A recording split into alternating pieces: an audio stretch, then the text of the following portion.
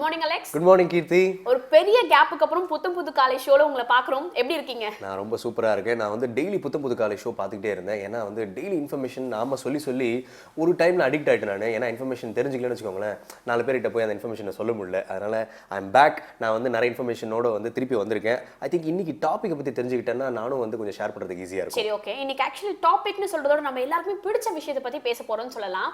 Because இன்னைக்கு காலையில் நான் எழுந்துட்ட பிறகு பார்த்தீங்கன்னா குருவி கத்துற சத்தம் கேட்டுச்சு. அப்புறம் பீஸ் வந்துட்டு ஊன்னு போகிற சத்தம்லாம் கேட்டுகிட்டே இருந்துச்சு. இந்த டிஃப்ரெண்ட் கைண்ட்ஸ் ஆஃப் மியூசிக்லாம் கேட்ட பிறகு, ஆக்சுவலி சவுண்ட்ஸை கேட்ட பிறகு மியூசிக் இப்படி தான் உருவாகுதோன்னு ஒரு ஃபீல் வந்துச்சு. சரி, ஓகே, நம்ம எதுக்கு மியூசிக்கை பற்றி ஆராய்ச்சி பண்ணணும், டிவி வச்சேன். டிவி வச்சோன்னு ஒண்டர்ஃபுல்லான சாங் போச்சு. நம்ம ஆளோட சாங் போச்சு. நம்ம ஆள்னா யாருன்னு எல்லாருக்குமே தெரியுமா, ஏஆர் ரஹ்மான் அவரோட சாங் தான் போயிட்டு இருந்துச்சு. பயங்கர மெஸ்மரைசிங்காக கேட்டுகிட்டே இருந்தேன். அது மட்டும் இல்லாமல் அந்த சாங்லாம் கேட்கும் போது டேவே கிக் ஸ்டார்ட் ஆன மாதிரி இருந்தது தெரியுமா? டெஃபினெட்லி நீங்கள் சொன்ன மாதிரி ஒரு டேவை கிக் ஸ்டார்ட் பண்ணுறதுக்கு எந்த மியூசிக் இருக்கோ இல்லையோ, இந்த டெமிகாட் மியூசிக்லேயே ஜாம்பவான்னு சொல்லக்கூடிய ஏஆர் ரஹ்மானோட மியூசிக் கேட்டால் கண்டிப்பாக அன்றைக்கி டே வந்து சூப்பராக இருக்கும்.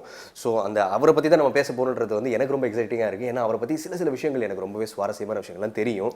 ஸோ அதை பேசுறதுக்கு முன்னாடி நம்ம வந்து குட் மார்னிங் சொல்லலாமா? கண்டிப்பாக சொல்லி தானே ஆகணும். நேயர்கள் அனைவருக்கும் புத்தம் புது காலை வணக்கம்.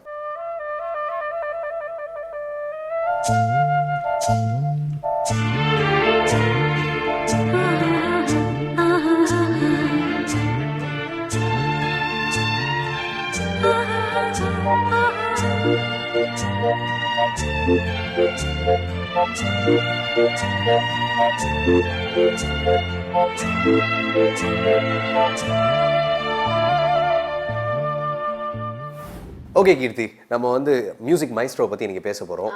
ஃபர்ஸ்ட் இன்ஃபர்மேஷன் என்ன சொல்ல போறீங்க? ஃபர்ஸ்ட் இன்ஃபர்மேஷன் என்னன்னு பாத்தீங்கன்னா, இந்த அளவுக்கு சூப்பரா இசையமைக்கிறாரு, இவர் இசை அமைக்கிறதுக்காக தான் பிறந்திருக்காரு, கடவுள் இவர் அமைச்சிருக்கதே இந்த விஷயத்துக்காக தான் சொல்லிட்டு நம்மளாம் நினைச்சிட்டு இருக்கோம். பட் உண்மை என்னன்னு பாத்தீங்கன்னா, அவர் சின்ன வயசுல குழந்தையா இருக்கும்போது பெரிய இன்ஜினியர் ஆகணும்னு நினைச்சிட்டு இருக்காராம். பிகாஸ் அவருக்கு வந்து இந்த எலக்ட்ரானிக் கேட்ஜெட்ஸ் மேல அந்த அளவுக்கு ஆர்வம் ஜாஸ்தியா. ஸோ அது மாதிரியான விஷயங்கள்லாம் அவர் பயங்கரமா ஈர்த்துனாங்க. நான் கண்டிப்பா ஒரு பெரிய இன்ஜினியர் ஆகணும்னு சொல்லிட்டு அவர் மைண்ட் செட் இருந்துச்சான். பட் காலப்போக்கில் பாத்தீங்கன்னா அவர் வளர சரி நம்ம இன்ஜினியர் ஆக தேவையில்ல, ஒரு பெரிய இசையமைப்பாளர் ஆகணும்ன்ற மைண்ட் செட் அவருக்கு மாறி இருக்கு. அதனால நம்ம பெரிய ஒரு இசையமைப்பாளர் அடைஞ்சிருக்கோம். Thank God. வந்து ஒரு இன்ஜினியர்ஸ்க்கு ஒரு பெரிய லாஸா இருந்தாலும் நம்ம மியூசிக் இண்டஸ்ட்ரிக்கு ஒரு பெரிய கெயின்னு சொல்லலாம்.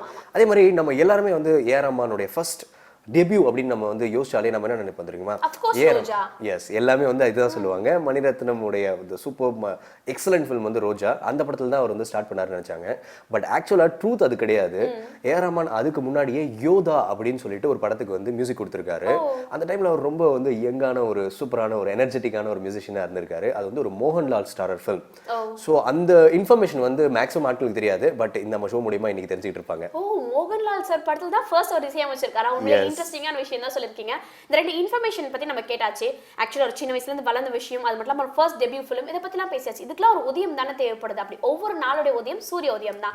அந்த சூரிய உதயம் மூலமா இந்த நாளுடைய நல்ல நேரம், ராவு காலம், யமகண்டம் இதெல்லாம் எப்ப பண்ணி தெரிஞ்சுக்கலாமா? தெரிஞ்சுக்கலாம். இது சூரிய உதயம்.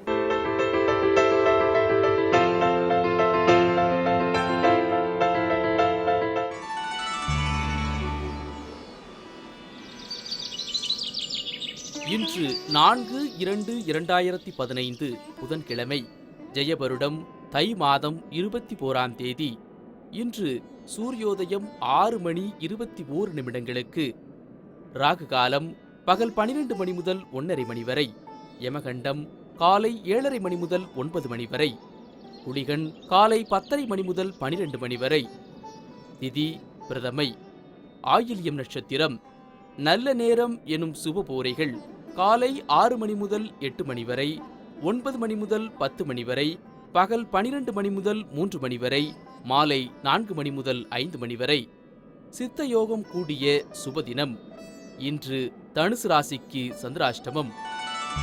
ஓகே அலெக்ஸ், நம்ம வந்துட்டு தொடர்ந்து ஏஆர் ரஹ்மான் பத்தி பேசிட்டே வரும். அவரை பத்தின ஒரு இன்ட்ரெஸ்டிங்கான விஷயம் இருக்கு. என்னன்னு பாத்தீங்கன்னா, இப்போ ஏஆர் ரஹ்மான் கிட்ட போய் ஒரு சின்ன பைட் எடுக்கணும், ஒரு சின்ன இன்டர்வியூ, நான் அதிகமா பேசவே மாட்டேன், ரொம்ப கம்மியா பேசுறேன்.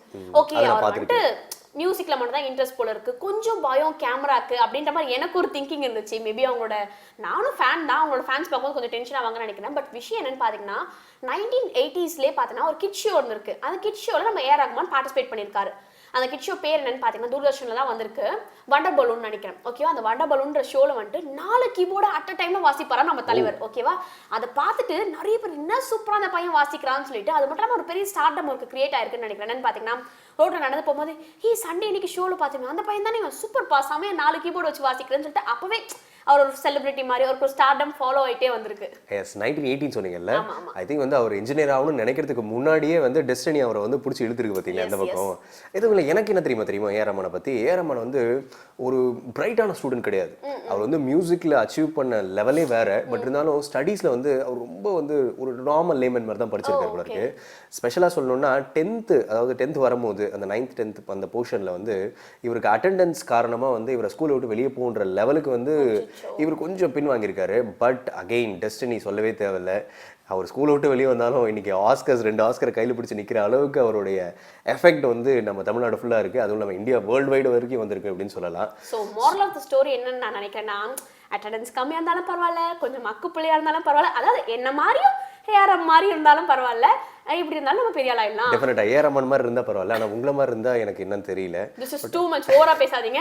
அடுத்த செக்மெண்ட்ல கடவுளை பத்தி தெரிஞ்சுக்கலாம். சோ நம்ம அமைதியா என்ன சொல்ல போறாங்கன்னு கேட்டு தெரிஞ்சுக்கலாமா? தெரிஞ்சுக்கலாம். இப்போ ரொம்ப முக்கியங்க நமக்கு இத பத்தி தெரிஞ்சுக்கிறது. சோ வாங்க பார்க்கலாம். இது சொல்ல சொல்ல இன்னைக்கு தையா.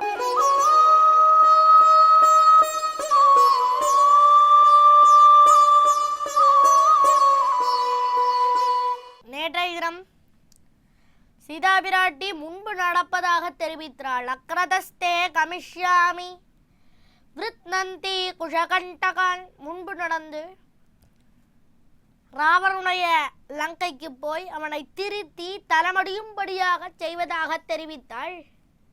விடத்திலே ஸ்ரீவச்சரபூஷணத்திலே அற்புதமாக ஒன்று தெரிவிக்கிறார் பிள்ளலோகாச்சாரியர் என்கிற ஆச்சாரியர். என்ன தெரிவிக்கிறார் என்றால், சேதனனை திருத்துவது விஸ்லேஷதசையிலே, ஈஸ்வரனை திருத்துவது சம்ஸ்லேஷதசையிலே, இருவரையும் திருத்துவது உபதேசத்தாலே என்று தெரிவிக்கிறார். என்ன தெரிவிக்கிறார்? விஸ்லேஷதசையிலே சேதனனை திருத்துவது விஸ்லேஷதசையிலே, சம்ஸ்லேஷதசையிலே ஈஸ்வரனை திருத்தும், விஸ்லேஷதசையிலே சேதனனை திருத்தும். சம்ஸ்லேஷம் கூடியிருக்கக்கூடிய காலத்திலே ஈஸ்வரனை திருத்துகிறாள். எப்படி திருத்துகிறாள் என்றால், எம்பெருமான் முன்னாடி ஒருத்தன் அத்தனை பாவத்தையும் செஞ்சுட்டு பாவத்தெல்லாம் சொல்கிறான் அப்படின்ட்டு இதெல்லாத்தையும் சொல்லிட்டு என்ன படிச்சுக்கணும், இதான் ஏற்றுக்கணும்னு சரணாகதி பண்ணுறதுக்கு வரான். உடனே எம்பெருமானுக்கு மிகுந்த கோபம் ஏற்படுறது. தாய் பயலே எல்லா தப்பையும் செஞ்சுட்டு அத்தனை பாவத்தையும் சொல்லிட்டு என்கிட்ட மடிப்பு கேட்கறதுக்காக வரேன், என்ன பண்ணுறேன், தட்டிக்காத விடமாட்டேன் அப்படின்னு தட்டிக்கிறதுக்காக போகிறான். உடனே பிராட்டி வரா. என்ன எதுக்குடா கோவப்படுறேன், அவன் வந்திருக்கான் இல்லையோ அவனை சேர்த்துக்கோங்க அப்படின்னு சொல்கிறான். எடி எவ்வளோ பாவம் பண்ணியிருக்கான்னு தெரியுமா, எவ்வளோ லிஸ்ட்டு தெரியுமா, அவனோட லிஸ்ட்டு நிறைய பாவம் பண்ணியிருக்கான். பாவத்தெல்லாம் போகவே முடியாது. சாஸ்திரம்னு ஒன்று இருக்கே, அது தண்டிக்கிறதுக்கு தானே. சாஸ்திரத்தை என்ன பண்ணுறது, சாஸ்திரத்தை தூக்கி குப்பத்தொட்டியில் போடுறதா அப்படின்னா எம்பெருமான். இந்த பிராட்டி சொல்லுவா, சரிண்ணா நீங்கள் உங்ககிட்ட ஒரு குணம்னு இருக்கே, குன்றனைய குற்றம் செய்கிறோம் குணம் கொள்ளும் அப்படின்னு சொல்கிறாரு. அப்படிப்பட்ட குணம் உங்ககிட்ட இருக்கே, அந்த குணத்தை தூக்கி என்ன பண்ணுறது, குணங்கள்லாம் இருக்கே அதெல்லாம் யார்கிட்ட காமிக்கிறது, அதை தூக்கி குப்பை தொட்டியில் போடுறதா அப்படின்வா பிராட்டி. பெருமான் ஆமாண்ணா, இப்போ குணங்களை யார்கிட்ட காமிக்கிறது, இதை யார்கிட்ட காமிக்கிறது, சாஸ்திரத்தை யார்கிட்ட காமிக்கிறது அப்படின்னு பிராட்டிக்கிட்ட கேட்பேன். உடனே பிராட்டி சொல்வள், வரான் இருக்கு இல்லையோ வரவன்கிட்ட நல்லா குணத்தை காட்டுங்கோ கிருப்பையை காட்டுங்கோ அவனை சேர்த்துட்டுருக்கோ, வராத எத்தனையோ பேர் இருக்காளே அவளெல்லாம் சாஸ்திரத்தை கொண்டு தண்டிங்கோ அப்படின்னு சொன்னா. இதை நல்ல யோசனைன்னா என்று எம்பெருமான் அதை அதேபடி செய்கிறான். இப்படி உபதேசத்தாலே திருத்துகிறாள். விஸ்லேஷ தசையாலே சேதனனை திருத்தும், விஸ்லேஷ தசைனாலே பிரிந்து போறா, நாமனை விட்டு பிரிந்து போய் யாரு 10 மாச காலம் நன்னா ராவணனுக்கு உபதேசம் பண்றான். நிறைய உபதேசம் ராவணனுக்கு பண்றேன்ற பேர்ல நமக்கு தான் பண்றான். எல்லாம் உபதேசங்கள் எல்லாம் நாம் அனுபவிக்க போகிறோம். அந்த உபதேசத்தை சுந்தரகாண்டத்திலே அது ரொம்ப இனிக்கும். சொல்ல சொல்ல இனிக்கும். அதை மேலே பார்ப்போம். உபதேசம் பண்றா, நிறைய உபதேசம் பண்றா, பிரிஞ்சு போய் உபதேசம் பண்றா. இருவரையும் திருத்துவது உபதேசத்தாலே. கூடியிருக்கும் போது எம்பெருமான திருத்துறா, பிரிஞ்சு போய் சேத்தனனை திருத்துறா. 2 பேரையும் உபதேசத்தால தான் திருத்துறான்னு சொல்றார். அதையெல்லாம் நாம் மேலே அனுபவிக்க போகிறோம். பிற்பாடு சுந்தரகாண்டம் யுத்த காண்டத்திலே. அதே போல இவ்விடத்திலே என்ன, நான் முன்னாடி போவேன் என்று தெரிவித்தாள். தெரிவித்த உடனே எம்பெருமான் சொன்னான், அதெல்லாம் முடியாது, கூட்டின்லாம் போக முடியாது. என்ன நினச்சிட்டு இருக்க? சொன்னால் கேட்டுவிடான்னு நினச்சிட்டு இருக்கா? கூட்டின்னு போக முடியாது, இங்கேதான் இருக்கணும் அப்படின்னா. மிகுந்த கோவம் வந்தது பிராட்டிக்கு. உடனே சொன்னாள், ஈஷ்யாரோஷௌ பகிஷ்கிருத்யா புக்தசேஷ நிவோதகம் நயமாம் வீர விஷ்டப்தா பாபம் மைன வித்யதே. நான் உம்மை விட்டு ஒரு காலத்திலையும் பிரிய மாட்டேன். நகரகில்லேன் இறையும் என்ன அலர்மேல் மங்க உரமாறுபா நிகரில் புகழாய் உலகம் முகுன்றுடையாய் என்னையாழ்வானே. நிகரில் அமரர் முனிக்கடங்கள் விரும்பும் திருவேங்கடத்தானே. புகழொன்னில்லாவடியேன் உன்னடிக்கு இடமந்து புகுந்தேனே என்கிறார் எங்கூழாழ்வார் நம்மாழ்வார். என்ன சொல்லின்னு இருக்கா பிராட்டி? என்ன சொல்லின்னு இருக்கா? அகலகில்லேன் அகலகில்லேன், இவனை விட்டு பிரிந்து ஒரு க்ஷணம் கூட இருக்க மாட்டேன்னு மார்புலையே இருந்துன்னு சொல்றான். நான் கீழே இறங்கி சொன்னேன்னா அந்த வார்த்தை பொய்யா போயிடும்.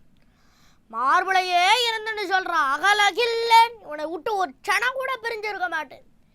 இறையும் க்ஷணம் என்று அலர்மேல் மங்கை உரமாறுபா. அப்படிப்பட்ட அந்த பிராட்டி அவளை மார்பிலே உடையவனே என்று தெரிவிக்கிறாள் அந்த எம்பெருமானை.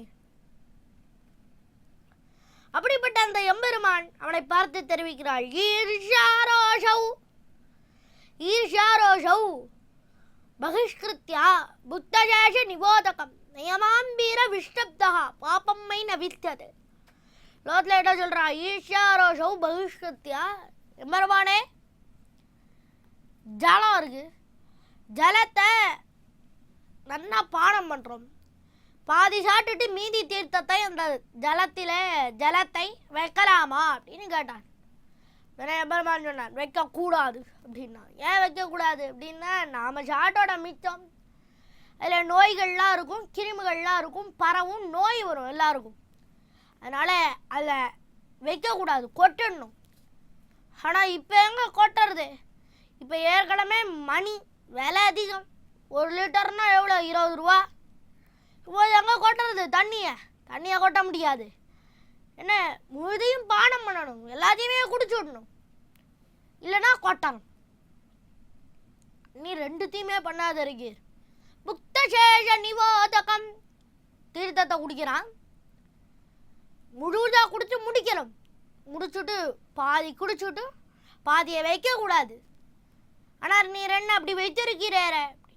எங்கடி வச்சிருக்க அப்படின்னா, பொறாமை, அதற்கு மேலே பொறாமை என்று சொல்லக்கூடியது அதையும், அதற்கு மேலே கோபம், 2த்தையும் ஈஷ்யா ரோஷம் 2த்தையும் வெள்ள தள்ளிடும்.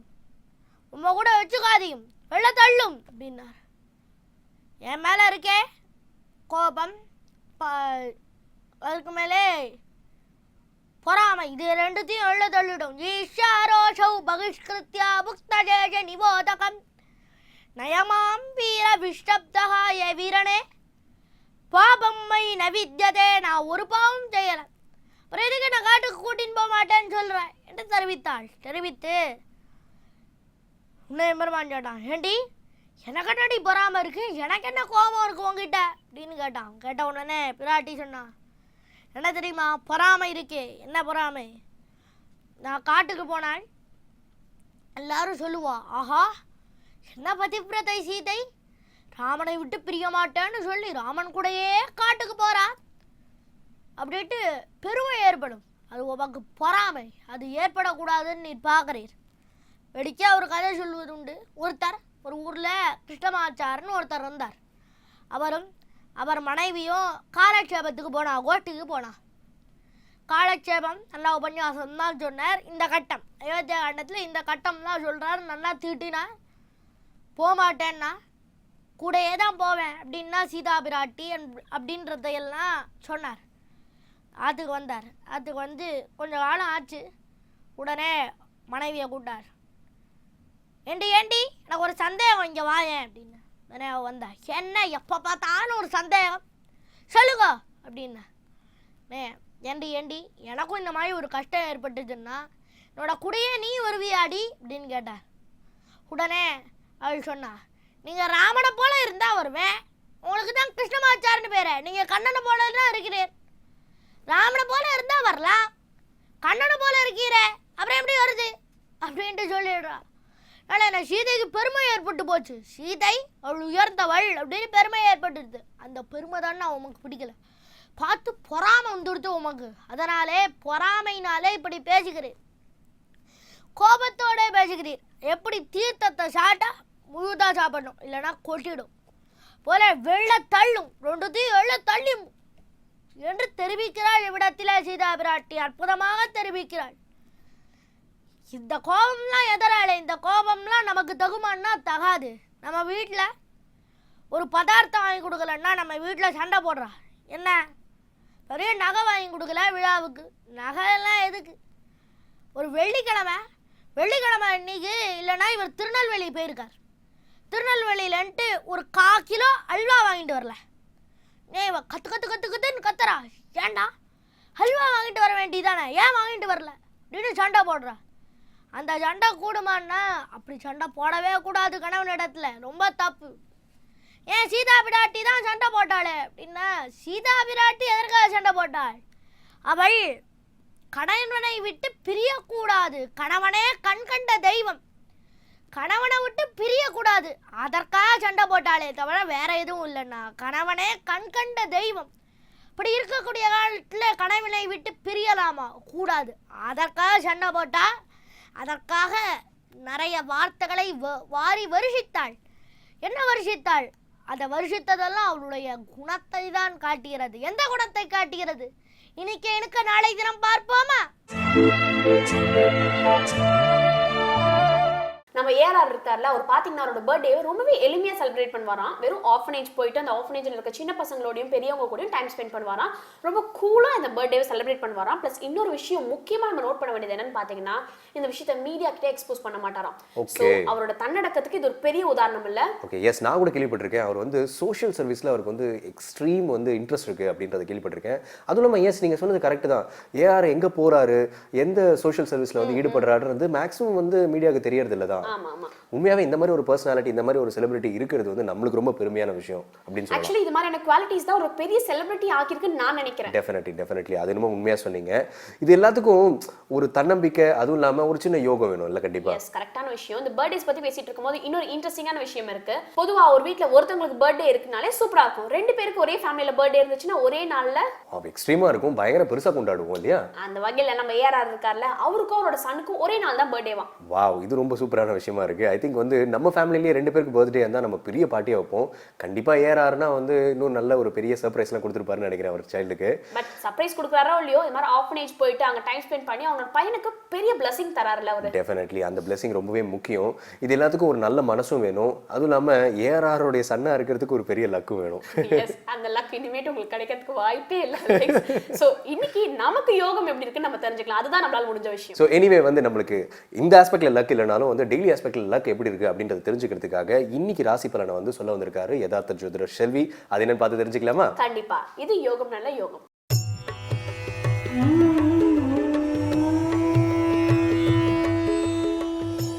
வேந்தர் டிவி நேயர்களுக்கு அனைவருக்கும் இனிய காலை வணக்கம். ஒவ்வொரு நாளும் யோகம் நல்ல யோகம் நிகழ்ச்சியின் மூலியமாக உங்களுடைய அனைவருக்கும் தினப்பலன்களை பார்த்து கொண்டு வருகின்றோம். அப்படி பார்க்கல இன்றைய நாளானது பார்த்தீர்கள் என்றால் 4ஆம் தேதி 2ஆம் மாதம் 2015ஆம் ஆண்டு தை மாதம் 21ஆம் நாள் புதன்கிழமை. மேஷம் முதல் மீனம் வரை உள்ள ராசி நேயர்களுடைய தினப்பலன்களை பார்ப்போமாக. முதலாவதாக பார்க்கக்கூடிய ராசி மேஷராசி. மேஷராசிக்காரர்களுக்கு ஏற்கனவே பூர்வீகமாக உள்ள நோய் உபத்திரங்கள், இரத்த கொதிப்போ சர்க்கரை நோயோ மற்றும் ஏதேனும் இந்த பரம்பரையாக உள்ள நோய் உபத்திரங்களில் சிறிது கவனமாக இன்றைய நாள் இருப்பது நன்மை ஏற்படுத்தி தரும். தாய் தந்தையருடன் சிறிய வாக்குவாதங்கள் தேவையில்லாத மன கஷ்டத்தையும் சங்கடத்தையும் ஏற்படுத்தலாம். பெற்றோர்களுக்கு உங்களுக்கும் என்ன இருந்தாலும் அவர்கள் உங்கள் பெற்றோர்கள் என்பதனால் அவர்கள் மீது தவறாக இருந்தாலும் நீங்கள் மன்னித்து போகிறதோ நீங்கள் விட்டு கொடுத்து போகிறதுனால் ஒரு குறையும் ஏற்பட்டு விடாது. அதே சமயம் கொடுக்கல் வாங்கலில் மிக கவனமாக இருப்பதும் கொடுக்கல் வாங்கல் பிரச்சனையை நீங்களாக பேசி தீர்த்து கொள்வதும் மிக நன்மை ஏற்படுத்தி தரும். வீணாக வாக்குவாதத்திலோ உங்களிடம் வேலை செய்வர்கள் விஷயத்தில் கூட சிறியத அளவுக்கு பெரிய அளவுக்கு கோபப்படுவதோ ஆவேசப்படுவதோ இன்றைய நாள் முழுவதும் நிம்மதியற்ற தன்மையை ஏற்படுத்திவிடும். எனவே ஆவேசம் இல்லாமல் இருந்த மேஷராசிக்காரர்களுக்கு இன்றைய நாள் அற்புதத்தையும் நிச்சயமாக நல்ல விஷயத்தையும் ஏற்படுத்தி தரும். அரசு துறையை சார்ந்த மேஷராசிக்காரர்களுக்கு கண்டிப்பாக ஒரு பயணங்களுக்கு உத்தரவாதம் ஏற்படக்கூடிய நாளாக காணப்படுகிறது. அடுத்ததாக பார்க்கக்கூடிய ராசிக்காரர்கள் ரிஷப ராசிக்காரர்கள். இன்றைய நாள் மிக நல்ல அனுகூலத்தையும் சந்தோஷத்தையும் ஏற்கனவே நாம் சொன்னதை போல் இவ்வளோ நாள் நீண்ட நாட்களாக முடிக்க வேண்டிய ஒரு நல்ல விஷயம் நிச்சயமாக முடிவு பெறுவதற்குண்டான சாத்தியக்கூறுகள் காணப்படுகிறது. அதே சமயம் எடுத்த காரியத்திலும் ஜெயம் ஏற்படுவதற்குண்டான தன்னம்பிக்கையும் அனுகூலத்தை பெற்றுத்தரக்கூடிய நாளாக காணப்படுகிறது. பணத்தில் ஏற்பட்ட இந்த பிரச்சனைகளுக்கு ஒரு தீர்வு கிடைப்பதுடன் பண வரவே இல்லை என்று வருத்தப்பட்டிருந்த ரிஷபராசிக்காரர்களுக்கு நிச்சயமாக இன்று அதற்குண்டான குறை நிவர்த்தி ஏற்படக்கூடிய நாளாக காணப்படுவதை உங்களோட உழைப்பின் மூலமாக அதை நிவர்த்தி பெற்றுக்கொள்ளுங்கள். அடுத்ததாக நாம் பார்க்கக்கூடிய ராசிக்காரர்கள் மிதுன ராசிக்காரர்கள். உங்களுடைய தன்னம்பிக்கை அனுகூலங்கள் படிப்படியாக நல்ல முன்னேற்றங்கள் ஏற்கனவே கடந்த காலத்தில் காணப்பட்ட இந்த பலவித கஷ்டங்கள் எல்லாம் படிப்படியாக குறைத்து வரக்கூடிய மிதுன ராசிக்காரர்களுக்கு இன்று புதிதாக சந்திக்கக்கூடிய ஒரு நபர் மூலியமாக நிச்சயமாக ஒரு நல்ல விஷயமும் அனுகூலம் ஏற்படும். தேக ஆரோக்கியத்தில் ஏற்கனவே குறைபாடு உள்ள மிதுன ராசிக்காரர்கள், அடி வயிற்றிலோ கழிவு பாதையிலோ ஏற்கனவே உபத்திரம் உள்ள மிதுன ராசிக்காரர்கள் சிறிது இன்றைய நாள் மிக மிக கவனமாக இருப்பதும் ஆவேசப்படாமல் இருப்பதும் நன்மை ஏற்படுத்தி தரும் என்பதை நினைவில் வைத்துக் கொள்ளுங்கள். மற்றபடி உங்களுடைய வார்த்தைக்கு வெளி வட்டாரமாக இருக்கட்டும், தொழில் தொடர்பாக தொழில் இடமாக இருக்கட்டும், நீங்கள் காப்பாற்றக்கூடிய அளவுக்கு அந்த வார்த்தைக்கு மதிப்பு மரியாதை கூடக்கூடிய நாள். அடுத்ததாக நாம் பார்க்கக்கூடிய ராசிக்காரர்கள் கடகராசிக்காரர்கள். கடகராசிக்காரர்களுக்கு உத்தியோகத்தில் ஏதேனும் இடமாற்றம் வந்தால் ஏற்றுக்கொள்ளுங்கள். பயணங்கள் வந்தாலும் ஏற்றுக்கொள்ளுங்கள். அதன் மூலியமாக நிச்சயமாக எதிர்காலத்துக்கு நன்மை வரக்கூடிய அமைப்பு தான் காணப்படுகிறது. சிலர் இருக்கின்ற உத்தியோகத்தை விட்டு வேறு உத்தியோகம் செல்லலாம் என்று எதிர்நோக்கி இருந்தவர்கள் அதற்குண்டான ஒப்பந்தத்தில் நிச்சயமாக கையெழுத்து போடலாம். ஒரு குறையும் வராது. அதே போல் ஏற்கனவே பிள்ளைகளுடைய தேக ஆரோக்கியத்தில் குறைபாடு இருந்த அமைப்பு காட்டினால் அந்த குறைபாடு அமைப்பு பரிபூர்ணமாக நிவர்த்தியாகிவிட்டது என்று நம்பாமல் அதை முழு பரிசோதனை செய்து கொள்வது நன்மையை ஏற்படுத்தி தரும் என்பதை கடகராசிக்காரர்கள் உணர்ந்து கொள்ள வேண்டும். கண்டிப்பாக சீரும் சிறப்பும் அனுகூலங்கள் பெற்றுத்தரக்கூடிய நாளாக இன்றைய நாள் காணப்படுகிறது. குடும்பத்தில் மட்டும் சிறிது கவனமாக அவர்களுடைய தேக ஆரோக்கியத்தில் அதிக முக்கியத்துவம் கொடுப்பது கடகராசிக்காரர்களுக்கு நன்மை ஏற்படுத்தி தரும். அடுத்ததாக பார்க்கக்கூடிய ராசிக்காரர்கள் சிம்ம ராசிக்காரர்கள். சிம்ம ராசிக்காரர்களுக்கு ஏதேனும் ஒரு ஆவேசப்பட்டு யாருக்காவது உணர்ச்சி வசப்பட்டு பணம் கொடுப்பதெல்லாம் கூடாது.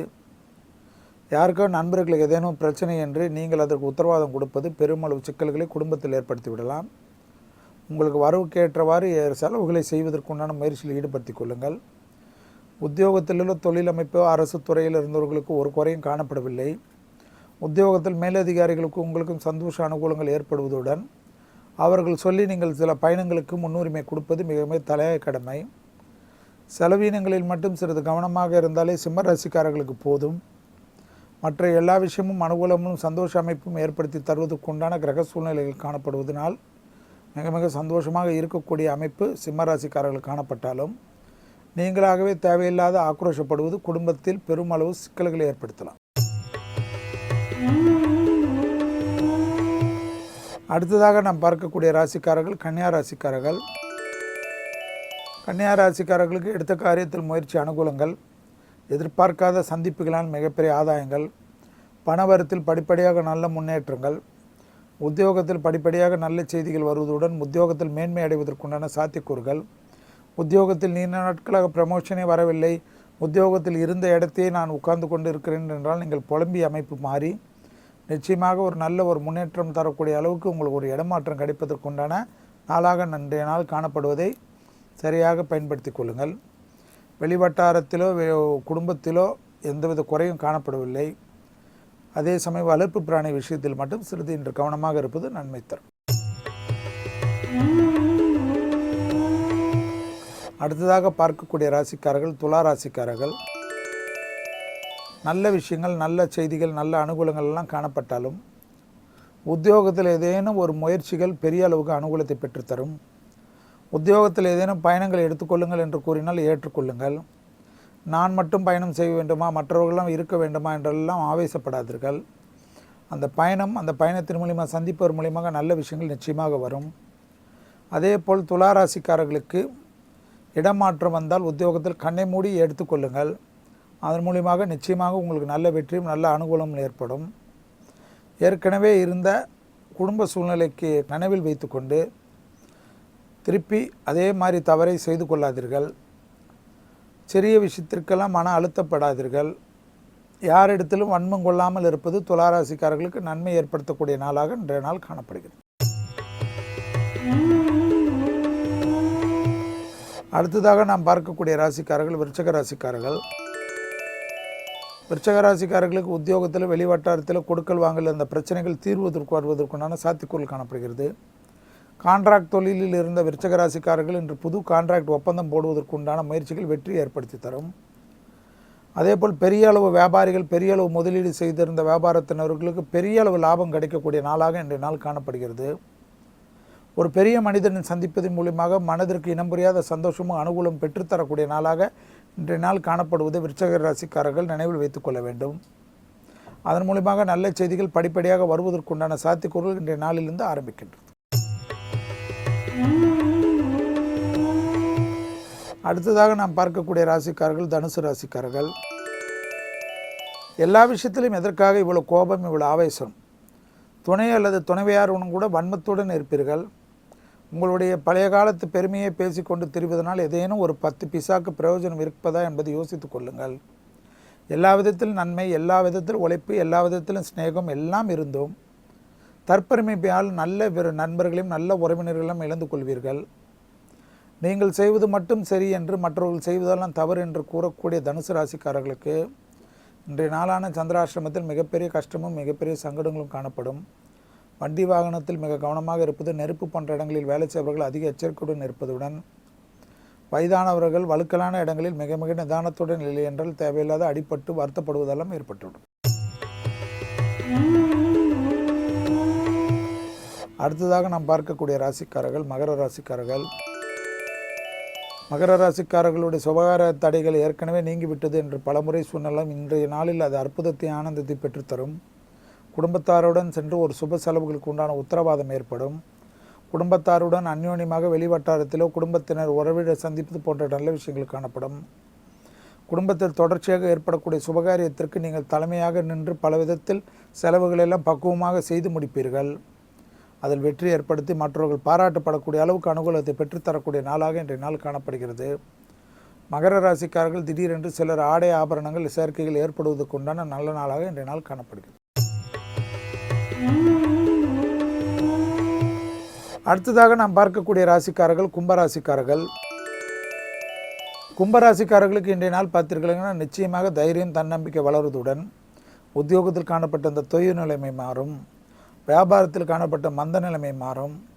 படிப்பில் சேர்ந்தவர்களுக்கு கண்டிப்பாக படிப்பே போக மாட்டேன் என்று, காலேஜ் போக மாட்டேன், ஸ்கூல் போக மாட்டேன் என்று அடம் பிடித்தவர்கள் கூட கண்டிப்பாக இன்றைய நாளிலிருந்து அதற்குண்டான முயற்சிகள் எல்லாம் உதறிவிட்டு சந்தோஷமாக செல்வார்கள். புதிதாக ஆடை ஆபரண சேர்க்கைகளும் வண்டி வாகனத்தில் மாற்றங்கள் எதிர்நோக்கியிருந்த கும்பராசிக்காரர்களுக்கு இன்றைய நாள் அதற்குண்டான நல்ல செய்திகள் வருவதுடன் அரசு துறையில் சார்ந்த ஒரு புதிய நபர்களை சந்திப்பதன் மூலமாக மற்றற்ற மகிழ்ச்சியும் அனுகூலமும் பெற்றுத்தரும். அடுத்ததாக இறுதியாக நாம் பார்க்கக்கூடிய ராசிக்காரர்கள் மீன ராசிக்காரர்கள். படிப்படியாக நல்ல விஷயங்கள், அனுகூலங்கள், செய்திகள் ஒன்றன் பின் ஒன்றாக வருவதற்குண்டான சாத்தியக்கூறுகள் காணப்படுகிறது.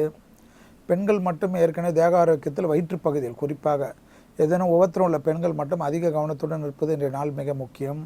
கர்ப்பஸ்திரிகள் சிறிது எச்சரிக்கையுடன் இருந்து மருத்துவ ஆலோசனை மீறாமல் இருப்பது நன்மை ஏற்படுத்தி தரும். லாபத்தின் அளவு அதிகரிப்பதின் அனுகூலங்கள் எல்லாம் காணப்பட்டாலும் செவ்வாயோட சஞ்சாரம் கும்பத்தில் இருப்பதனால் மீனராசிக்காரர்கள் மிக மிக கவனமாக இருக்க வேண்டும். வாய் வார்த்தைகளில் தேவையில்லாமல் தேன் தடவிய வார்த்தை தான் தேவை.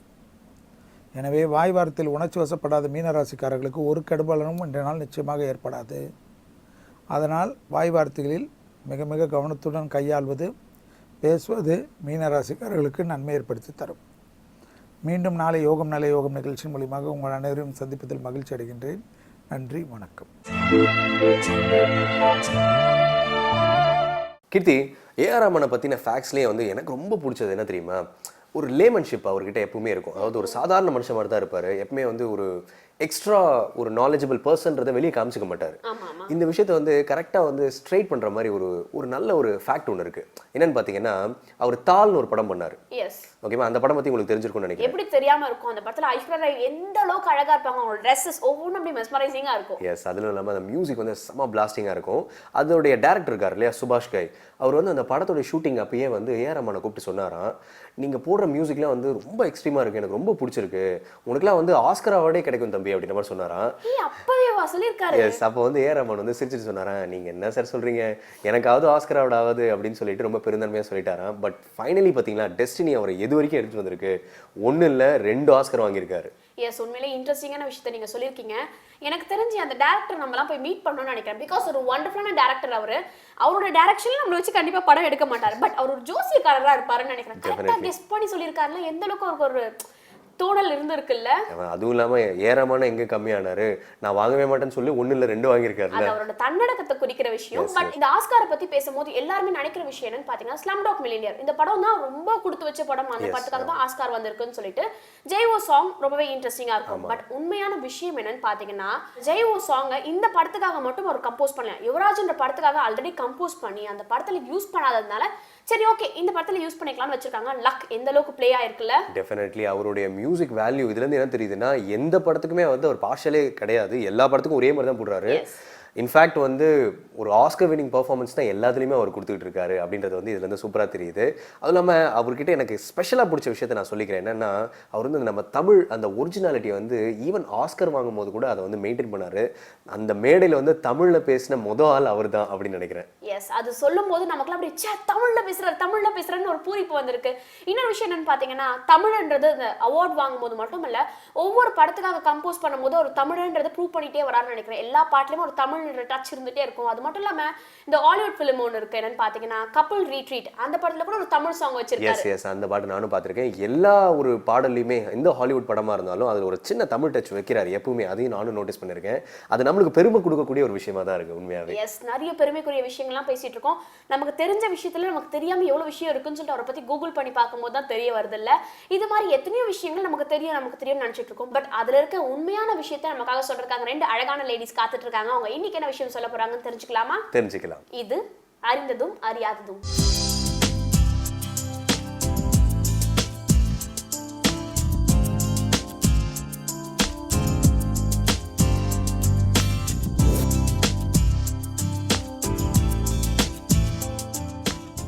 வேந்தர் தொலைக்காட்சி நேயர்களுக்கு அன்பான காலை வணக்கம்.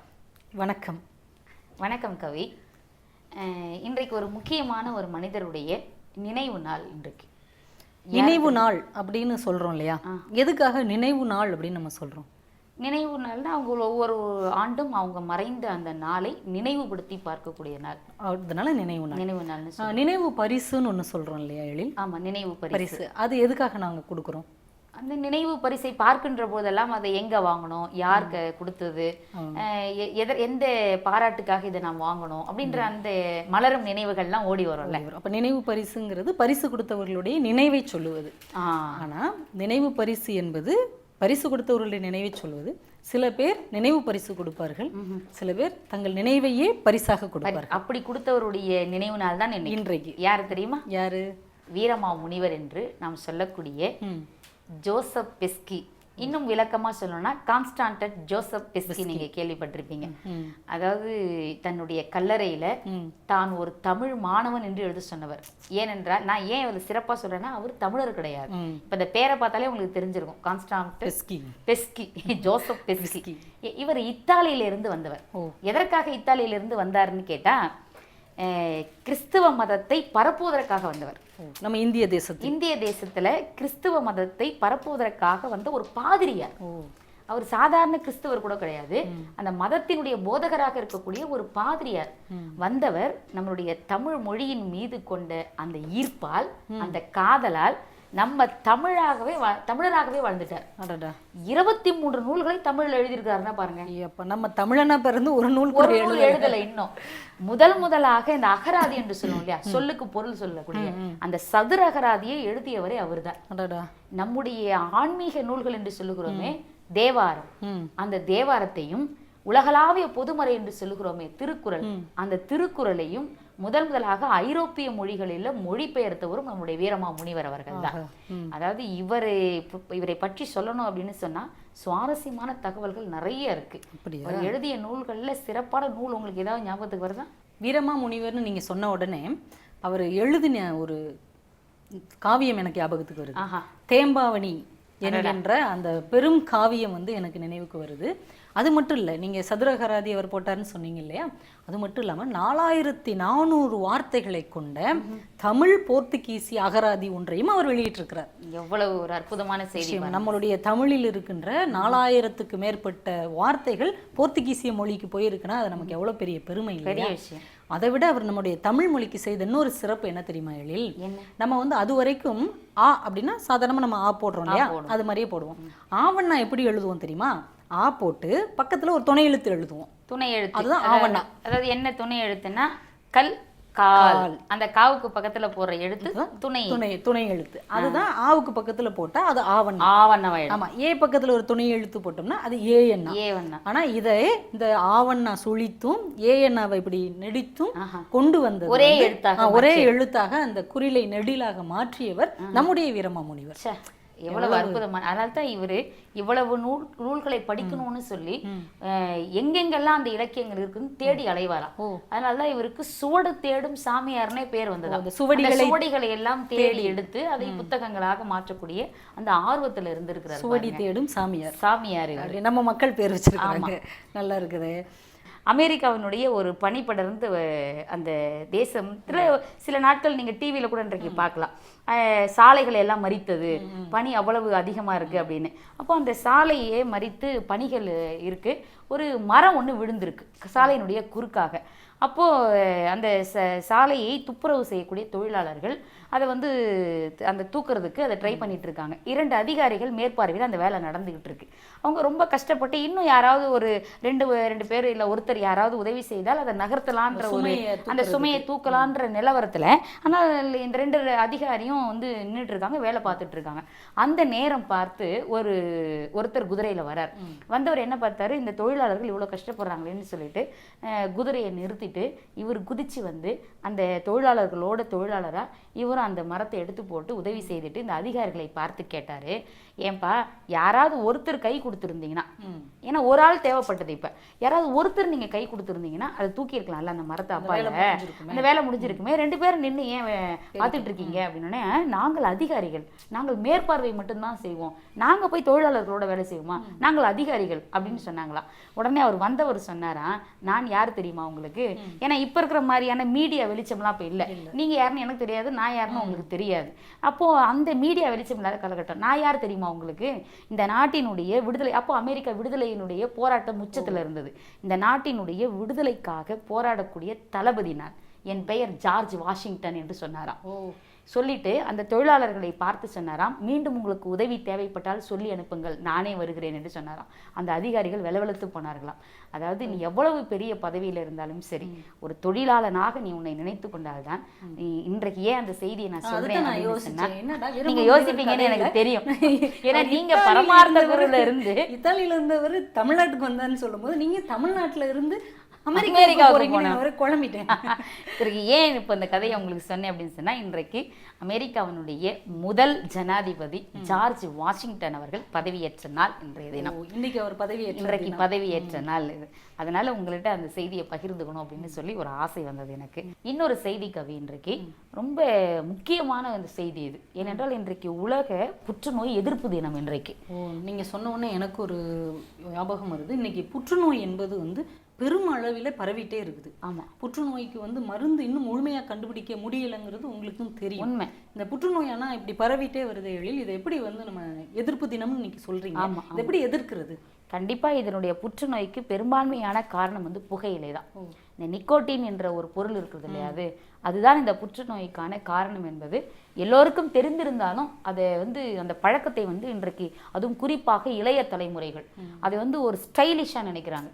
ஏன்னா இன்றைக்கு வரக்கூடிய கதாநாயகர்கள் இதை நம்ம வந்து தொலைக்காட்சியில் பதிவு செய்வதற்கு கடமைப்பட்டவர்கள் நாம. அதனால இன்றைக்கு இருக்கக்கூடிய நடிகர்கள் அவர்கள் வந்து அவர்களுடைய ரசிகர்களை சரியான பாதையில் கொண்டு போகணும், அவர்களுக்கு ஏதாவது வாழ்க்கையில் நன்மை செய்யணும்னு நினச்சா அவர்களுடைய திரைப்படங்களில் அவங்க இந்த போதை பழக்கங்களை, மது, சிகரெட் போன்ற அந்த பழக்கங்களை, அந்த காட்சிகளை அவர்கள் தவிர்க்கணும் அப்படின்னு இந்த வேந்தர் தொலைக்காட்சி மூலமாக நாம் அவர்களுக்கு வேண்டுகோள் வைக்கக்கூடியவர்களாக இன்றைக்கு இருக்கிறோம். அதுல இன்னும் சுவாரஸ்யமான விஷயம் என்னன்னா, உலக புற்றுநோய் எதிர்ப்பு தினத்துல இந்த புற்றுநோய் எதிர்ப்பு தினத்துல ஒரே ஒரு செய்தி கவி, என்ன சுவாரஸ்யமான விஷயம்னா, இவ்வளவு ஆரோக்கியத்துக்கு தகுந்த இந்த விஷயங்களை முதல் முறையா இந்த புகையிலை தான் புற்றுநோய்க்கு காரணமாக இருக்கிறது அப்படின்னு கண்டுபிடிச்சு அறிவித்த தேசம் எது தெரியுமா? இது ஜெர்மனி தான். ஹிட்லருடைய தேசம். ஹிட்லர் தான் அதுக்கு முழுமையான காரணம். ஹிட்லர் தான் புகைப்பதை தடுக்கக்கூடிய ஒரு சபையே வைத்தாராம். அது ஒரு நிறுவனத்தையே வைத்து இந்த புகையை ஒழிக்கணும் அப்படின்னு சொல்லி அதற்கான அந்த எதிர்ப்பு முதல் குரல் எழுப்பியவர் யாருன்னு கேட்டா, நாம வந்து இம்சை அரசன் என்று சொல்லக்கூடிய அந்த ஹிட்லர் தான் முதல் குரல் கொடுத்திருக்கிறார். இதுல இன்னொரு நல்ல செய்தி பண்ணியிருக்கிறார். இந்த புகையிலைக்கு, இந்த சிகரெட்டுக்கு விளம்பரப்படுத்தக்கூடாது, நீ வித்துக்கோ வேண்டான்னு சொல்ல. ஏன்னா அப்போ அவருக்கு வந்து பணம் தேவைப்பட்டது, அந்த அதை அரசாங்கம் இழப்பதற்கு தயாராக இல்லை. ஆனால் நீ விளம்பரப்படுத்தி அதை ஊக்கப்படுத்தாத, அதை வந்து அடுத்த தலைமுறையே மக்களை வந்து நீ கெடுக்காத, ஊக்கப்படுத்தாத, விளம்பரப்படுத்தக்கூடாது இந்த புகையிலே அப்படின்னு சொல்லியிருக்காரு ஹிட்லர். அவர் எவ்வளவு நல்லவரா இருந்திருக்காரு பத்தியா? நல்லவராகவும் இருந்திருக்கிறாரு, கெட்டவராகவும் இருந்திருக்கிறாரு. இன்னைக்கும் தான் நம்ம அரசாங்கம் வந்து பொது இடங்கள்ல புகை பிடிக்கக்கூடாது, பள்ளிகளுக்கு பக்கத்துல உள்ள கடைகள்ல வந்து இந்த மாதிரி போதை பொருட்கள் வந்து விற்கக்கூடாதுன்னு சட்டம் போட்டிருக்கு. ஆனா மக்கள் அதை பின்பற்றினாதானே எழில் நாடு வந்து திருந்தும். கண்டிப்பாக. குறிப்பாக ஆண்கள் வந்து புகைப்பிடிக்கும் போது பக்கத்துல அவருடைய மனைவிகள், குழந்தைகள், அவங்க கர்ப்பிணி பெண்ணாக இருந்தாலும் கூட, அவங்க மனைவி கர்ப்பமா இருந்தாலும் கூட, அது கருவறை கூட கூட இருக்கக்கூடிய குழந்தையை தாக்குமா. அப்படி ஒரு ஆபத்தான ஒரு விளைவை தரக்கூடிய, இன்றைக்கு நம்ம திரைப்படத்துக்கு போனோடனே நான் முகேஷ் பேசுகிறேன் அப்படின்னு ஒரு விளம்பரம் போடுவாங்க, பார்த்துருக்கீங்களா?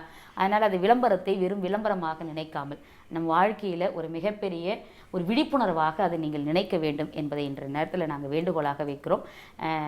இன்றைக்கு ஒரு சிறப்பான நாளும் கூட கவி. இன்னைக்கு நம்மளுடைய முன்னாள் ஜனாதிபதி KR நாராயணன் அவர்களுடைய பிறந்த நாள் இன்றைக்கு. அடடா, இது தெரியாம போச்சு. இப்ப தெரிஞ்சு போச்சு. மீண்டும் உங்களை எல்லாம் சந்திக்கும் வரை விடைபெறுகிறோம். நன்றி, வணக்கம். வணக்கம். ஓகே அலெக்ஸ், ARR பத்தின நிறைய இன்ட்ரெஸ்டிங்கான விஷயங்கள்லாம் பேசிட்டு இருக்கோம். அடுத்து உங்களுக்கு தெரிஞ்ச விஷயம் என்ன? ARR பத்தி நான் வியக்கிற விஷயம் என்ன தெரியுமா? அதுவும் நம்ம நான் தெரிஞ்சிட்ட உடனே எனக்கு என்ன தெரிஞ்சதுன்னா, okay ARR as a personality, as a musician வந்து ரொம்ப பெரிய ஒரு எக்ஸ்ட்ரீம் ஒரு பப்ளிக் ஃபிகர் அப்படின்னு சொல்லலாம். பட் இருந்தாலும் அவருக்குள்ளே இருக்கக்கூடிய பேஷனில் வந்து ட்ரெஸ்ஸிங் சென்ஸ் வந்து ரொம்ப ஸ்ட்ராங்காக இருக்குமா அவருக்கு. அதாவது அவர் வெளியே போகிறாரு, அவர் ஏதாவது ஒரு பார்ட்டி அட்டன் பண்ணுறாரு, இல்லை ஏதாவது ஒரு இடத்துக்கு யூஸ்வலாக வந்து கேஷுவலாக போகிறாரு அப்படின்னாலும் அவர் வந்து ட்ரெஸ்ஸை வந்து ப்ராப்பராக மெயின்டைன் பண்ணுவாராம். ப்ராப்பராக டிசைனர் கிட்ட கொடுத்து அவருடைய வார்ட்ராப்பில் வந்து எல்லா கலெக்ஷனும் வந்து ரொம்ப நீட்டாக க்ளீனாக ஒரு ஜேம்ஸ் பாண்ட் படத்தில் வர மாதிரி மெயின்டைன் பண்ணிட்டு இருக்காராம். அதுக்கு ஸ்பெஷலாக அவருக்கு சப்போர்ட் பண்ணுறதே அவரோட ஒய்ஃப் தான். அதுவும் இல்லாமல் டிசைனர்ஸ் எல்லாருமே வந்து AR அப்படின்னும் போதே வந்து சூப்பராக வந்து டிசைன் பண்ணி கொடுத்துருவாங்க. ஸோ அவருடைய அவுட்ஃபிட் எப்படிலாம் இருக்கும் அப்படின்னு இப்பயே எனக்கு பார்க்கறதுக்கு ரொம்ப வியப்பாக இருக்குது. எஸ், கரெக்டான விஷயம் தான். பொதுவாக பார்த்தீங்கன்னா ஒரு பெரிய பெரிய செலிபிரிட்டிஸ், ஒரு ஸ்டார்னு வச்சுக்கோங்களேன், ஒரு ஆன் ஸ்க்ரீன் கமிங் பர்சனாலிட்டினா அவங்களோட இமேஜ் நமக்கு கரெக்டாக வந்துடும். அது படத்தில் பார்த்த இமேஜ் தான் வரும். அதுவே நம்ம டேரக்டர்ஸ், டெக்னீஷியன்ஸ் பற்றி சொல்லணும்னா அவங்களோட படைப்புகள் தான் நமக்கு ஃபர்ஸ்ட் இமேஜாக வந்து நிற்கும் அவங்கள பற்றி யோசிக்கும் போதே. பட் ARR பற்றி பேசும்போது அவரோட சாங் மைண்டில் ஓடிட்டே இருந்தாலும் விஷுவலைசிங் பார்த்தீங்கன்னா அவரோட ட்ரெஸ்ஸிங், அவரோட நடை, அவரோட பவ்யம், அவரோட ஒரு ஒரு ஸ்மார்ட்டான சிரிப்பு இதெல்லாம் தான் டக்குன்னு மைண்ட்ல வரும்ல. அதுல ஒரு பெரிய பங்கு ஒரு ட்ரெஸ்ஸஸ்க்கு இருக்குல்ல. டெஃபினட்டா. அதாவது எல்லா பர்சனாலிட்டியும் வந்து மெயின்டெனன்ஸ் கரெக்டாக தான் மெயின்டைன் பண்ணுறாங்க. எல்லா பப்ளிக் ஃபிகரும் நல்லா இருக்காங்க. இதில் வந்து ஸ்பெஷலாக சொல்லணும்னா எந்த ஷோவில் நீங்கள் ஏஆர் ரஹ்மான் சாரை பார்த்தாலும் இல்லை எந்த கான்சர்ட்டில் பார்த்தாலும் அவருடைய மெயின்டைன் வந்து சூப்பராக இருக்கும். ஒரு சூப்பர் மியூசிக் டைரக்டர்ப்பா, சே சூப்பராக இருக்கான் பால் அப்படின்ற மாதிரி தான் சொல்லுவோமே தவிர எந்த விதத்துலையும் ஒரு ஃப்ளாவே கொடுத்ததில்லை அது வரைக்கும். எஸ், பட் ஏஆர்ஆர் பற்றி நிறைய இன்ட்ரெஸ்டிங்கான விஷயம்லாம் பேசிட்டே வந்தோம். பட் இப்போ நான் சொல்ல போகிற விஷயம் பார்த்தீங்கன்னா கொஞ்சம் சைல்டிஷாக இருக்கும். பொதுவாக பார்த்தீங்கன்னா பெரியவங்க கொஞ்சம் மெச்சூர்டானவங்க பார்த்தீங்கன்னா காஃபியில் ஒரு 1/2 ஸ்பூன் சுகர் போட்டு குடிப்பாங்க, இல்லை 1 ஸ்பூன் சுகர் போட்டு குடிப்பாங்க. கொஞ்சம் பெரிய பசங்க தான் டபுள் சுகர் அப்படிலாம் குடிப்பாங்க. பட் நம்ம ஏஆர் பார்த்தீங்கன்னா ரொம்ப குட்டி பையன் மாதிரி 1 கப் காஃபிக்கு 4 மடங்கு எக்ஸ்ட்ரா சுகர் போட்டு அந்த அளவுக்கு ஸ்வீட்டாக குடிப்பாராம். ஓகே, ஸோ ஏஆர் வந்து நிறைய சுகர் போட்டு குடிக்கிறது வேணா அவருக்கு செட் ஆகலாம். பட் எப்பவுமே வந்து என்னதான் கேலரிஸ் அவங்க கெயின் பண்ணாலும் அவங்க மியூசிக்கில் வந்து இருக்கக்கூடிய கான்சன்ட்ரேஷனில் கூட அவங்க கேலரிஸ் கம்மி பண்ணிடலாம். பட் அது நம்மளுக்கு ஒத்துக்காது. மியூசிக்கை பற்றி யோசிச்சு அவர் வெயிட் கெயின் ஆகிறது குறைஞ்சிடும் போல இருக்குல்ல. டெஃபினட்டாக கரெக்டாக சொன்னீங்க. வந்து நீங்கள் சொல்லும் போது எனக்கு தெரிஞ்சது என்ன தெரியுமா, அது ஒரு ஃபுட்டுக்கும் நம்மளுடைய லைஃப் ஸ்டைலுக்கும் நம்மளோட பேஷனுக்கும் ஒரு நல்ல லிங்க் இருக்கு. நம்ம மெயின்டைன் பண்ணுறது வந்து நம்ம சாப்பிட்ற விதத்தை வச்சே சொல்லிடலாம் நம்ம எவ்வளோ பேஷனேட்டாக நம்மளுடைய கோலை பார்த்து நம்ம போகிறோம் அப்படின்றத பற்றி.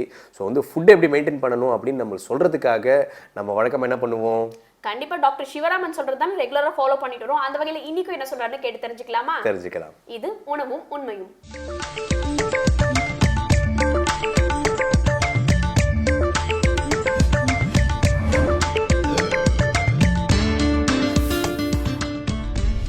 வேந்தர் தொலைக்காட்சி நேயர்களுக்கு காலை வணக்கங்கள். உணவும் உண்மையும் நிகழ்ச்சி மூலமாக நம்ம வந்து ஒவ்வொரு நாள் எடுக்கக்கூடிய உணவு எந்த அளவுக்கு நமக்கு நோய் வராமல் நம்மை காத்துக்கொள்ள உதவியாக இருக்குது, ஒரு நோய்க்கான புரிதல் அவசியமாக எப்படி இருக்கணும், ஒரு நோய் வந்தால் எந்த மாதிரியான உணவை தேர்ந்தெடுப்பதன் மூலமாக விரைவாக அந்த நோயிலிருந்து மீளலாம்லாம் பார்த்துட்டு வரோம்.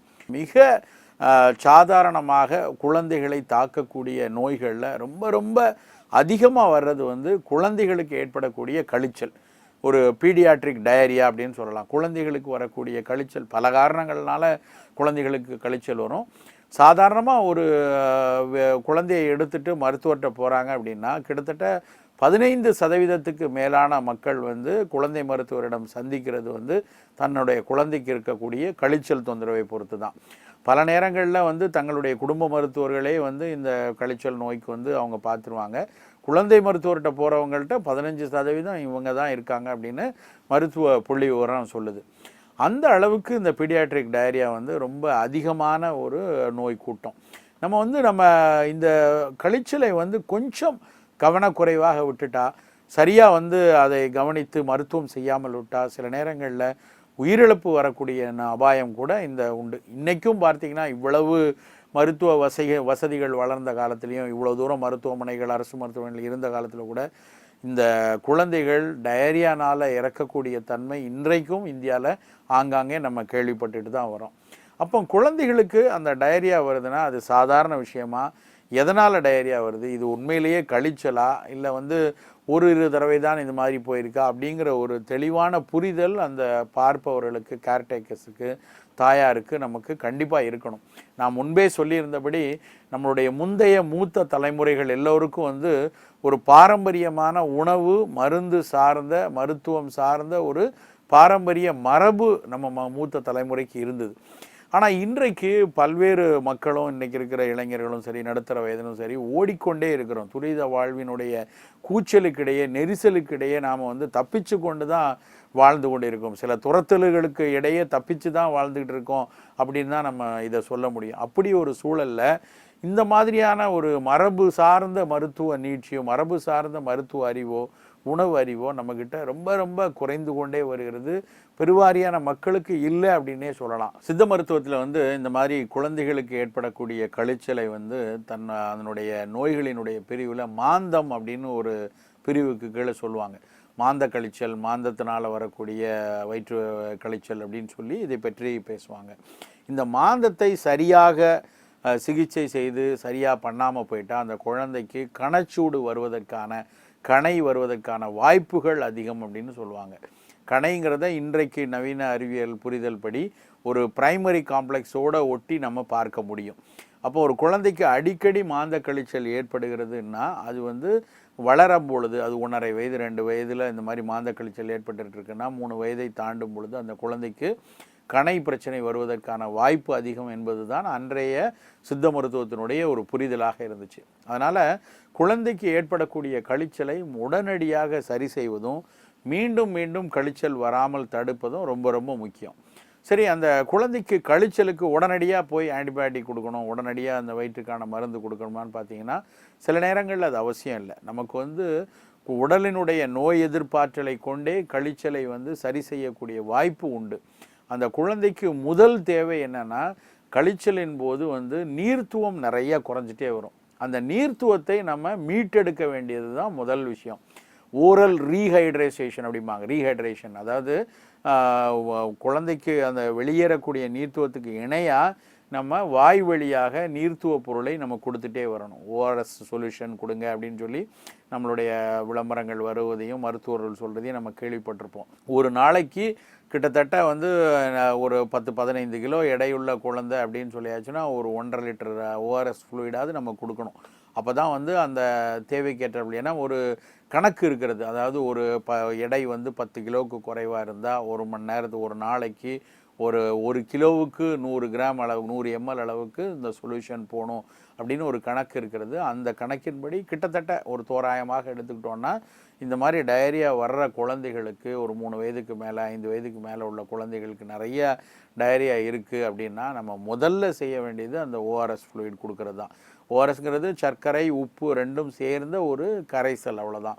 நம்ம ஓஆர்எஸ் போய் பவுடர் வாங்கக்கூடிய சூழலில் இல்லைன்னா கூட நல்ல காய்ச்சி ஆறிய தண்ணீரில் ஒரு 1 லிட்டர் தண்ணிக்கு 1 ஸ்பூன் சர்க்கரை 1 ஸ்பூன் உப்பு சேர்ந்து கலந்து அந்த கலந்த கலவை தண்ணீரை நம்ம கொடுத்து கொண்டே வரணும். நிறைய அளவு குடிக்கணும். ஒவ்வொரு தடவை டயரியா போயிட்டு வந்தோடனே ஒரு 60 ml-லேருந்து 100 ml-ஆவது இந்த ஃப்ளூயிட் கொடுக்கணும் அப்படின்னு சொல்லி நவீன அறிவியல் உலகம் வலியுறுத்தி சொல்லுது.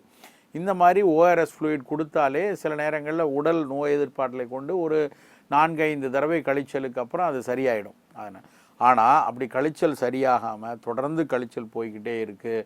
இல்லைன்னா கழிச்சலின் போது இரத்த துணுக்குகள் தென்படுது. சில பேர் பார்த்திங்கன்னா அந்த மலம் கழிஞ்சு இருக்கிற மலத்தை நம்ம பார்த்தோன்னா ஃப்ரெஷ் பிளட் இருக்கிறத நம்ம பார்க்கலாம். சில நேரங்களில் சீதத்தோடு சேர்ந்து வரும், நிறைய மியூக்கஸ் இருக்கும், சில நேரங்களில் இரத்த துணுக்குகள் இருக்கும். அந்த மாதிரி இருக்கும் பொழுது கண்டிப்பாக நவீன மருந்துகள் தேவைப்படலாம். அப்போ உங்களுடைய குழந்தை மருத்துவரை பார்த்து அதுக்குரிய ஆன்டிபயோட்டிக்ஸ் கொடுக்க சொன்னாங்கன்னா அதை எடுத்துக்கொள்ளலாம். சித்த மருத்துவத்தில் இந்த மாதிரி நிறைய கழிச்சல் வரும் பொழுது உடனடியாக அதை நிறுத்துவதற்கும் வயிறு வலி குறைவதற்கும் முதல் மருந்தாக பார்க்கறது ஓமம்.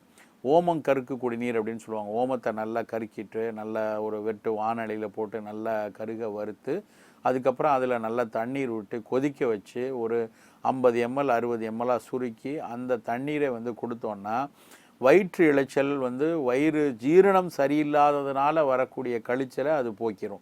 அதோடு சேர்ந்து வயிறு கழிகிறதுனால வயிறில் ஏற்படக்கூடிய வலி நல்லா பிடிச்சி இழுக்கிற மாதிரி ஒரு வலி இருக்கும். ஒவ்வொரு முறையும் அந்த குழந்தை வயிற்று வலிச்சு அதுக்கப்புறம் பேதியாகிற தன்மை இருக்கும். அந்த மாதிரியான வலியை அந்த ஓமம் நீக்கிடும். இது தவிர இன்னொரு ரொம்ப ஒரு சின்ன பக்குவம், அடிக்கடி இந்த மாதிரி கழிச்சல் வருது அப்படின்னா நம்ம கொடுக்க வீட்டிலேயே ஒரு பக்குவம் செய்து வைக்கலாம். மாங்கொட்டையினுடைய உள்ளே ஒரு பருப்பு இருக்கும். மாம்பழ சீசனில் நம்ம மாம்பழம் சாப்பிட்றோம், அப்புறம் இந்த கொட்டையை தூக்கி எரிஞ்சிருவாங்க. அப்படி இல்லாமல் அந்த கொட்டையை காய வச்சு அந்த மாங்கொட்டையை உடைச்சோன்னா உள்ளுக்குள்ளே ஒரு பருப்பு இருக்கும். அந்த பருப்பை நல்ல நிழலில் உலர்த்தி சுத்தமாக எடுத்து நிழலில் உலர்த்தி ஒரு டப்பாவில் போட்டு வச்சுக்கணும். அதே மாதிரி மாதுளம்பழம் சாப்பிட்றோம், அந்த மாதுளம்பழத்துக்குனுடைய வெளி ஓடு அதை நம்ம வழக்கமாக தூர போட்டுருவோம். அந்த மாதிரி இல்லாமல் அந்த மாதுளம்பழ ஓடை சின்ன சின்ன துண்டாக கட் பண்ணி நல்லா காய வச்சு எடுத்துடணும், வெயிலில் காய வச்சு எடுக்கணும். இந்த மாம்பருப்பு மாதுளம்பழ ஓடு ரெண்டையும் காய்ந்த அந்த பொடியை நல்லா பொடி செஞ்சு வச்சுக்கிட்டு ஒரு 1/4 ஸ்பூன் போல் மோரில் அந்த மாதிரி கழிச்சல் வரக்கூடிய காலத்தில் காலையிலையும் நைட்டும் சாப்பாட்டுக்கு முன்னாடி கொடுக்கலாம். இந்த மாம்பழ ஓடு மாதுளம்பழ ஓடு மாம்பழத்தினுடைய கொட்டையினுடைய பருப்பு இந்த ரெண்டும் சேர்ந்த சூரணம் பல நேரங்களில் இந்த சரியாக கழிச்சலை சரி செய்கிறதுக்கு அதுவே போதுமானதாக இருக்கும். இந்த பொடி ஓம கஷாயம் இது ரெண்டையும் கொடுக்கலாம். இது மாதிரி குடசப்பாலைப்பட்டைன்னு ஒன்று இருக்குது. அந்த குடசப்பாலைப்பட்டையினுடைய பொடி மருந்துகளாக சித்த மருத்துவர்கள்ட்ட கிடைக்கும். அந்த மருந்துகளை வாங்கி நம்ம குழந்தைகளுக்கு கொடுத்தோம்னா அந்த டயரியாவை உடனடியாக நிறுத்த முடியும். மோர் நிறைய கொடுத்து கொண்டே இருக்கணும். பொதுவாகவே கழிச்சல் இருக்கும்போது உடலுக்கு ப்ரோபயோட்டிக்ஸ் வேணும். அந்த ப்ரோபயோட்டிக்ஸ் நவீன மருத்துவத்தில் லாக்டோபாசிலஸை தனியாக ஷேஷையில் கொடுப்பாங்க. அந்த லாக்டோபாசிலஸ் இயல்பாகவே இருக்கக்கூடிய இடம் வந்து மோர். மோரை வந்து நம்ம நல்ல சாதத்தில் கரைச்சி மோர் சாதமாக சாப்பிட வைக்கலாம், இல்லை தனி மோராக குடிக்க வைக்கலாம். ஓஆர்எஸ் ஃப்ளூயிட் கொடுக்கும்போதே மோரும் அவ்வப்போது கொடுத்துட்டு வந்தோம்னா அந்த ஃப்ளூயிடோடு சேர்த்து அந்த ப்ரோபயோட்டிக்கு அந்த லாக்டோபாசிலஸ் அதில் கிடைக்கும். உணவுலேயும் அந்த மாதிரி கழிச்சலிலிருந்து மீண்டு வரக்கூடிய அடுத்த ஓரிரு வாரங்களுக்கு ரொம்ப காரமான பொருட்கள் கொடுக்காம, ரொம்ப எண்ணெய் பலகாரங்கள் கொடுக்காம, இட்லி தோசை இது மாதிரி ஒரு நேச்சுரலாக வயிறுக்கு நன்மை தரக்கூடிய ப்ரோபயோட்டிக்கை இயல்பாக வைத்திருக்கக்கூடிய எளிதில் ஜீரணிக்கக்கூடிய உணவுகளை நல்லா தயிர் தொட்டு இல்லை மோர் தொட்டு சாப்பிட்றது ரொம்ப வசதியாக இருக்கும். ஸோ கழிச்சலை நம்ம வந்து உதாசீனப்படுத்திடவும் கூடாது. சில நேரங்களில் நவீன மருந்துகள் தேவைப்பட்டால் கண்டிப்பாக அந்த மருத்துவர்களை பார்த்து அந்த மருந்துகளை எடுத்துக்கொள்ளணும். சாதாரண கழிச்சலுக்கு ரொம்ப உடனடியாக நிப்பாட்டுறதுக்கும் மூலிகை மருந்துகளை பயன்படுத்தி கொள்ளலாம். உணவில் கொஞ்சம் அக்கறையாக இருந்துக்கிட்டோம்னா இந்த கழிச்சல் ரொம்ப தீவிர கழிச்சலாக மாறாமல் இருக்கும். கழிச்சலினால் உடல் சோர்வு ஏற்படாமல் இருக்கும். மிக முக்கியமாக குழந்தைகளுக்கு கழிச்சலினால் உடல் எடை தடதடன்னு குறைஞ்சிரும். அப்படி குறைவுபடாமல் இருக்கவும் இந்த மருந்துகளும் உணவும் ரொம்பவே உதவும். கீர்த்தி, ஏஆர் ரஹ்மான் வந்து மியூசிக்கில் மைஸ்ட்ரோ பெரிய அச்சீவ்மெண்ட் பண்ணவர் நம்ம எல்லாருக்குமே தெரியும். அவர் வந்து அந்த ஒரு மியூசிக்கை வந்து எவ்வளோ, அதாவது கரெக்டாக வந்து மக்களுக்கு பயன்படுத்துகிற மாதிரி, மக்களுக்கு யூஸ்ஃபுல்லாக இருக்கிற மாதிரி, ஒரு சோஷியல் அவேர்னஸ் கிரியேட் பண்ணுற மாதிரி எப்படிலாம் யூஸ் பண்ணியிருக்காரு தெரியுமா? ஃபார் எக்ஸாம்பிள் வந்து WHO இருக்குல்ல, அவங்க வந்து ஏஆர் ரஹ்மானோட சைன் பண்ணி இந்த டியூபர்குலோசிஸ் இருக்குல்ல, டிபி, இதை வந்து கண்ட்ரோல் பண்ணுறதுக்காக ஒரு பெரிய அவேர்னஸ் பண்ணியிருக்காங்க. அதுக்காக இவர் ஃப்ரீயாகவே ஒர்க் பண்ணி கொடுத்துருக்காரு. உண்மையிலேயே அவரோட சோஷியல் அவேர்னஸ் பற்றி சொல்லணும்னா பேசிட்டே போகலான்னு நினைக்கிறேன். எவ்வளோ நல்ல விஷயங்களை எவ்வளோ அசால்ட்டாக செஞ்சிருக்காருல்ல. டெஃபினட்டாக. அதுவும் இல்லாமல் உலக பட்டியலில் மோஸ்ட் பாப்புலர் மியூசிக் செல்லிங்கில் நம்ம இந்தியாவில் இருந்து ஒரே மனுஷன் தான் இருக்காரு, அவர் ஏஆர் ரஹ்மான் தான். உண்மையிலேயே நம்மளால ஒரு பெருமைப்படுத்தக்கூடிய ஒரு மனுஷன் பார்த்தா அவரை பற்றி தான் சொல்லிட்டே இருக்கலாம் போல.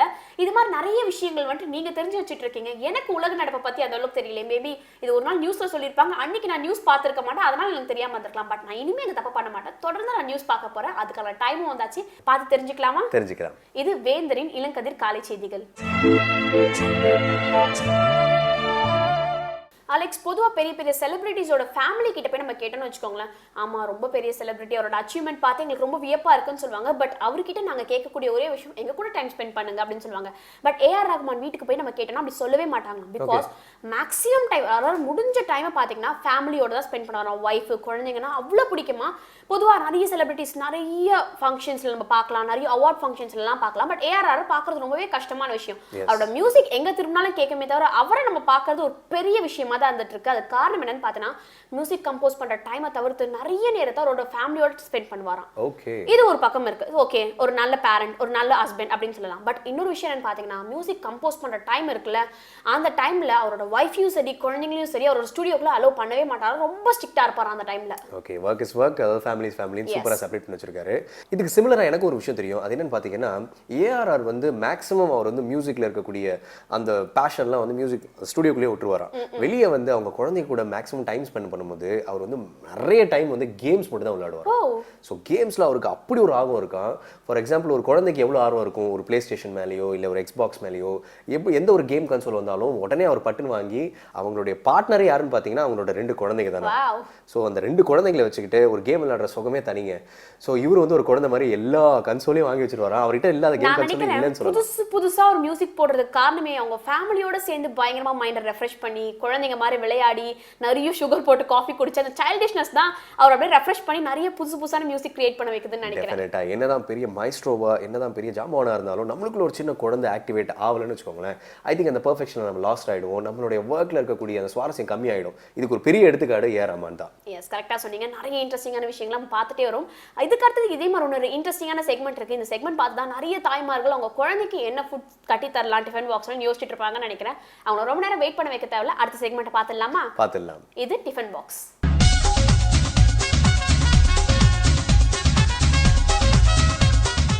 புத்தம்புது காலையோடு நித்தம் ஒரு சுவையோடு வேந்தர் டிவி நேயர்கள் அனைவருக்கும் இனிய காலை வணக்கம். நான் உங்கள் முத்துகருப்பு, அஞ்சப்பர்லேருந்து வந்திருக்கேன். இந்த டிஃபன் பாக்ஸ் நிகழ்ச்சியில் நம்ம ஒவ்வொரு நாளும் ஒவ்வொரு விதமான உணவை நம்ம பார்த்துட்ருக்கோம். அப்படி இன்றைக்கி நம்ம பார்க்க போகிற 2 உணவு என்னென்னு பார்த்தீங்கன்னா, ரவை கிச்சடி. அதாவது ரவாவில் வந்து கிச்சடியும், இன்றைய காலத்து இளைஞர்களுக்கும் இளைஞர்களுக்கும் பிடித்த ஒரு சூப்பு, ஹாட் அண்ட் சவர் சூப்பு. எங்கள் ரெஸ்டாரண்ட்டுக்கு வந்தாங்கன்னா அதிகமாக கேட்குறது வந்து ஹாட் அண்ட் சவர் சூப் தான். அந்த ஹாட் அண்ட் சவர் சூப் வந்து இன்றைக்கி எப்படி நம்ம செய்ய போகிறோம் அப்படிங்கிறத நம்ம பார்க்குறோம். அதுக்கு தேவையான பொருட்கள் என்னென்னு பார்த்தீங்கன்னா, ஃபஸ்ட்டு நம்ம செய்ய போகிற ஐட்டம் ரவா கிச்சடி. இந்த ரவா கிச்சடிக்கு வந்து பேஸ் வந்து நமக்கு ரவை, அதுக்கு வந்து வெஜிடபிள்ஸு, முந்திரி, வேறு வெங்காயம், தக்காளி, நெய், தாளிக்கிறதுக்கு வந்து கடுகு, இந்த ஐட்டம்ஸ் தான். இதை வச்சு இன்றைக்கி நம்ம இந்த ஐட்டத்தை செய்ய போகிறோம். அடுத்து நம்ம பார்க்க போகிற ஐட்டம் வந்து ஆட்டுசால் சூப்பு. அதுக்கு தேவையான ஐட்டம்ஸ் நம்ம எடுத்து வச்சுருக்கோம். இப்போ வந்து இந்த ரவா கிச்சடி எப்படி செய்கிறேங்கிறத நம்ம பார்ப்போம். அடுப்பு பற்ற வச்சுக்குவோம். பேன் வச்சுட்டு கல் காஞ்சதுக்கப்புறம் நம்ம வந்து நெய் கொஞ்சம் ஊற்றிக்குவோம். இது வந்து யூஸ்வலாக செய்கிற மாதிரி இல்லை. இது வந்து எப்படின்னு கேட்டிங்கன்னா, எல்லாம் வந்து தண்ணி பாயில் பண்ணிவிட்டு தண்ணியில் ரவை போட்டு செய்வாங்க. அப்படி பண்ணிங்க அப்படின்னா அது வந்து கொலன்னு வரும். அது உங்களுக்கு பொலன்னு வராது. இன்றைக்கி நம்ம வந்து அதை வேறு மாதிரி செய்ய போகிறோம். அதை எப்படி செய்கிறதுன்னு பாருங்கள். மெயினாக வந்து அதுக்கு சுடு தண்ணி வேணும். சுடு தண்ணியை வந்து நம்ம தனியாக வந்து காய வச்சு வச்சுக்கணும். அதுவும் நல்லா சூடாக இருக்கணும். அப்போ தான் உங்களுக்கு நல்லா வரும். இப்போ வந்து பார்த்திங்கன்னா நல்லா காஞ்சிருச்சு. நம்ம கடுகு போடுற தாளிக்கிறதுக்கு அது மேலே கருவேப்பிள்ளை, அதுக்கப்புறம் பச்சை மிளகாய், அதில் வந்து வெங்காயம். இதில் நம்ம என்னென்ன ஐட்டம் சேர்க்க போகிறோமோ அது எல்லாத்தையும் நம்ம முன்னக்கூட்டியே நல்லா வதக்கிடணும். இதை வதக்கிட்டு தக்காளி,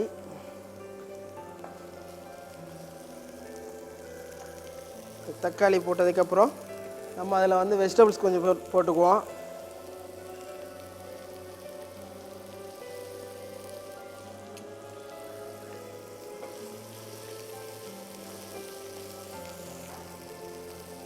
கொஞ்சம் முந்திரி பருப்பு,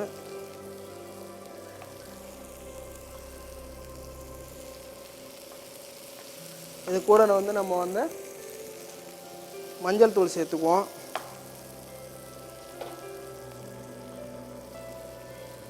நம்ம ஏற்கனவே வந்து பச்சை மிளகா வந்து போட்டிருக்கோம். இதில் வந்து நீங்கள் வந்து உங்களுக்கு தேவையான மிளகாப்பொடி கூட சேர்த்துக்கலாம். ரொம்ப செய்யக்கூடாது. ரொம்ப சேர்த்திங்கன்னா வந்து கலர் சிவப்பாக மாறிடும். அந்த கிச்சடின்றது வந்து மஞ்சள் கலர் இருக்காது. இப்போது இதில் வந்து நம்ம என்ன பண்ண போகிறோம்னா ரவை, இந்த ரவையை போட்டு நம்ம வந்து ரோஸ்ட் பண்ணிடணும் நல்லா.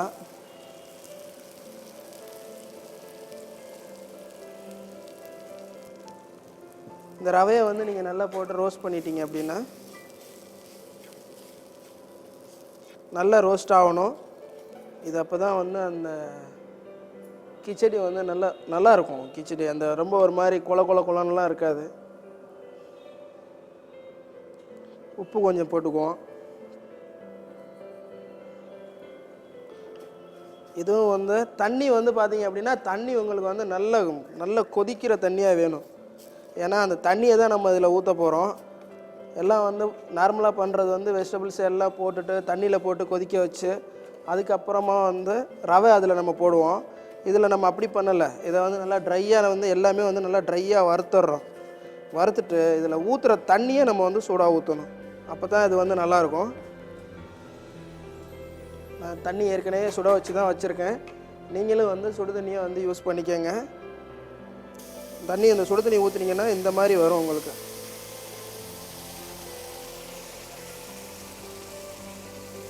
பச்சை தண்ணி ஊற்றுனீங்கன்னா இந்த மாதிரி வராது.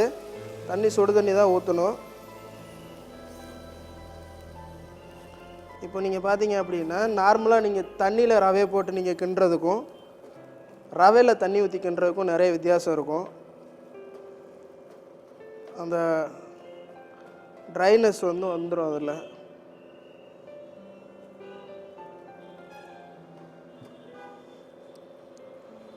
இதில் பார்த்தீங்க அப்படின்னா உங்களுக்கு டைம் வந்து ரொம்ப ஈஸியாகிடும். அதாவது சாப்பிட்றதுக்கு வித்தியாசமாக இருக்கும். இது வந்து உப்புமா சாப்பிடும்போது அந்த ரவா கிச்சடி நீங்கள் சாப்பிடும்போது வித்தியாசமாக இருக்கும். இதிலே வந்து உப்புமாவும் இதே பேஸில் நீங்கள் செய்யலாம். நான் வந்து உப்புமாவும் வந்து இதே மாதிரி பேஸில் நீங்கள் வந்து செய்யலாம். கேசரி இந்த இதில் பண்ணலாம். கேசரி இதில் மாதிரி பண்ணும்போது அப்படின்னா ரவை வந்து வெந்ததுக்கப்புறம் நீங்கள் சுகர் ஆட் பண்ணுங்கள். சுகரை ஆட் பண்ணிவிட்டு நீங்கள் அந்த ஒரு ட்ரேயில் போட்டு கட் பண்ணிங்க அப்படின்னா மைசூர் பாகு மாதிரி கேக்காக வந்து இந்த கேசரியை வந்து கட் பண்ணலாம். அதை எப்படி செய்கிறது அப்படிங்கிறதெல்லாம் நம்ம பார்ப்போம். இனிமேல் டெய்லி தான் ஒவ்வொரு ஐட்டமாக பார்த்துட்ருக்கோமே, அது மாதிரி இன்னொரு நாளைக்கு அந்த மாதிரி ஐட்டம்ஸை நம்ம பார்ப்போம். இப்போ பார்த்தீங்க அப்படின்னா இந்த ரவா கிச்சடி வந்து ரெடி ஆயிடுச்சு. இது வந்து சாப்பிடும்போது நம்ம உப்புமா சாப்பிடும்போது கையில் ஒட்டாது, இது பண்ணாது. நல்லா வந்து ரவை வெந்துருச்சு, நல்லா ட்ரையாக இருக்கும், பார்க்குறதுக்கு பொல பொலன்னு இருக்கும். இப்போ வந்து நமக்கு இந்த ரவா கிச்சடி வந்து ரெடி ஆயிடுச்சு. இது மேலே வந்து நம்ம டாப்பிங் வந்து கொஞ்சம் நெய் ஊற்றிக்குவோம், கார்னிஷ் கொஞ்சம் நெய் ஊற்றிக்குவோம்.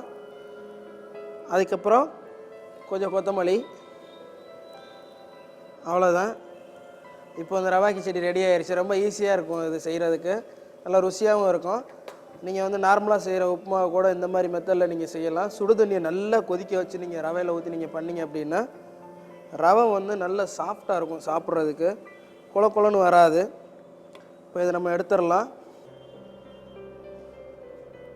இதில் வந்து கொஞ்சம் கொத்தமல்லியை போட்டு வச்சிட்டோம்னா முடிஞ்சு சுவையான ரவா கிச்சடி ரெடி. அடுத்து நம்ம பார்க்க போகிற ஐட்டம் வந்து hot and serve vegetable soup. இந்த ஹாட் அண்ட் சர்வ் வெஜிடபிள் சூப்புக்கு வந்து தேவையான பொருட்கள் என்னென்னு பார்த்தீங்கன்னா, வெஜிடபிள்ஸை நல்லா சாப் பண்ணி வச்சுருக்கேன். கேரட்டு, கேபேஜ் வந்து நல்லா சாப் பண்ணி வச்சுருக்கேன். அதுக்கப்புறம் கொஞ்சம் சாப் பண்ண இஞ்சி, கொஞ்சம் கார்லிக்கு, செலரி லீவ்ஸு, அதுக்கப்புறம் ஒயிட் பெப்பரு, அப்புறம் கொஞ்சம் சில்லி பேஸ்ட்டு. இந்த சில்லி பேஸ்ட் வந்து எப்படி செய்கிறதுன்னு பார்த்தீங்கன்னா, நம்ம காஞ்ச மிளகாயை நல்லா பாயில் பண்ணிவிட்டு அதில் கொஞ்சம் இஞ்சி, கொஞ்சம் கேரட்டு, கொஞ்சம் வினிகர் இதெல்லாம் சேர்த்து நல்லா பாயில் பண்ணணும். பாயில் பண்ணதுக்கப்புறம் அதை வந்து நம்ம என்ன செய்கிறோம், மிக்சியில் போட்டு நல்லா அரைக்கணும். பாயில் பண்ணி எடுத்ததுக்கப்புறம் மிக்சியில் போட்டு அரைக்கணும். அதை அரைச்சதுக்கப்புறம் திரும்ப எண்ணெய் ஊற்றி தாளித்து அதை போட்டு கிண்டி, நிறைய ப்ராசஸ் அது. ஆனால் நீங்கள் அதை செஞ்சு வச்சிட்டிங்க அப்படின்னா ஒரு 10 days 15 days வரைக்கும் நீங்கள் வந்து அதை யூஸ் பண்ணலாம், வெளியில் வச்சு யூஸ் பண்ணலாம், கெட்டு போகாது. எல்லா ஐட்டம்ஸுக்குமே வந்து நீங்கள் அதை யூஸ் பண்ணிக்கலாம். அந்த சில்லி பேஸ்ட் வச்சுருக்கோம். அதுக்கப்புறம் பார்த்தீங்கன்னா உப்பு, இந்த தேவையான ஐட்டம்ஸ் வச்சுருக்கேன். கார்ன்ஃப்ளவர் வச்சுருக்கேன். அந்த சூப்புக்கு வந்து நம்ம அந்த கெட்டியாக வரணுங்கிறக்காக கார்ன்ஃப்ளவர் வச்சுருக்கேன். இப்போ இதை வந்து எப்படி நம்ம பண்ணுறது அப்படிங்கிறத இப்போ நம்ம பார்ப்போம். பேன் எடுத்து வச்சுட்டு கொஞ்சமாக ஆயில் போட்டுக்குவோம். 2 விதமாக போடலாம். நம்ம வதக்கிட்டும் போடலாம், இன்னொன்று பச்சையாக தண்ணியில் பாயில் பண்ணி நம்ம இந்த சூப் போடலாம். நம்ம வதக்கிட்டே போட்டுக்குவோம், நல்லாயிருக்கும். கொஞ்சம் காஞ்சதுக்கப்புறம் இஞ்சி, வெள்ளைப்பூடு, கொஞ்சம் செலரி லீவ்ஸு, அதுக்கப்புறம் வெஜிடபிள்ஸு.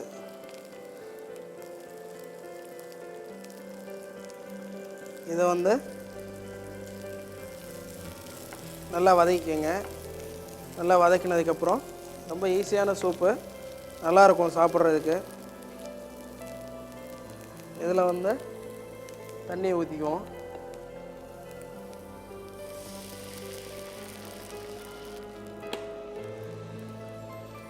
தண்ணி ஊற்றினதுக்கப்புறம் பார்த்தீங்க அப்படின்னா தண்ணி கொஞ்சம் கொதிக்கட்டும். ரொம்ப நல்லாயிருக்கும் இந்த சூப்பு. இந்த சூப்பு தான் நீங்கள் ரெஸ்டாரண்ட்டுக்கு நிறைய பேர் வந்தாங்கன்னா இந்த சூப் தான் கேட்குறாங்க. Hot and serve chicken soup, hot and serve veg சூப்புன்னு சொல்லிட்டு. தண்ணி கொதிச்சதுக்கப்புறம் இதில் வந்து நம்ம சில்லி பேஸ்ட்டு, இந்த சில்லி பேஸ்ட்டை பேஸ் பண்ணி நிறைய ஐட்டம் போடலாங்க. சில்லி பேஸ்ட் கொஞ்சம் சேர்த்துக்கங்க. அதில் கொஞ்சம் டொமேட்டோ சாஸ் கொஞ்சம் சேர்த்துக்குவோம், ஏன்னா அந்த காரத்தை கம்மி பண்ணுவது கொஞ்சம்.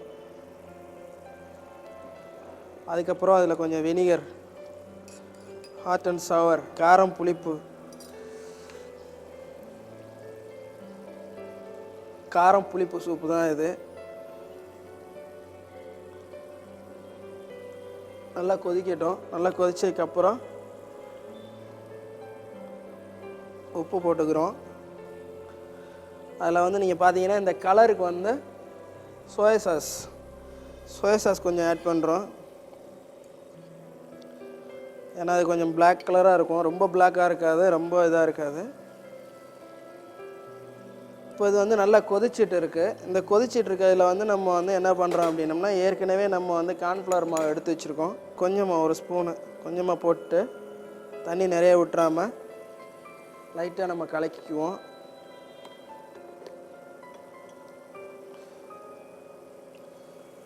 இது நீங்கள் பார்த்தீங்க அப்படின்னா இந்த சூப்பு வந்து நல்லா கெட்டியாக்கிரும். இது கார்ன்ஃப்ளவர் ரொம்ப ஜாஸ்தி யூஸ் பண்ணிங்க அப்படின்னா குழ குழன்னு வந்துடும் உங்களுக்கு.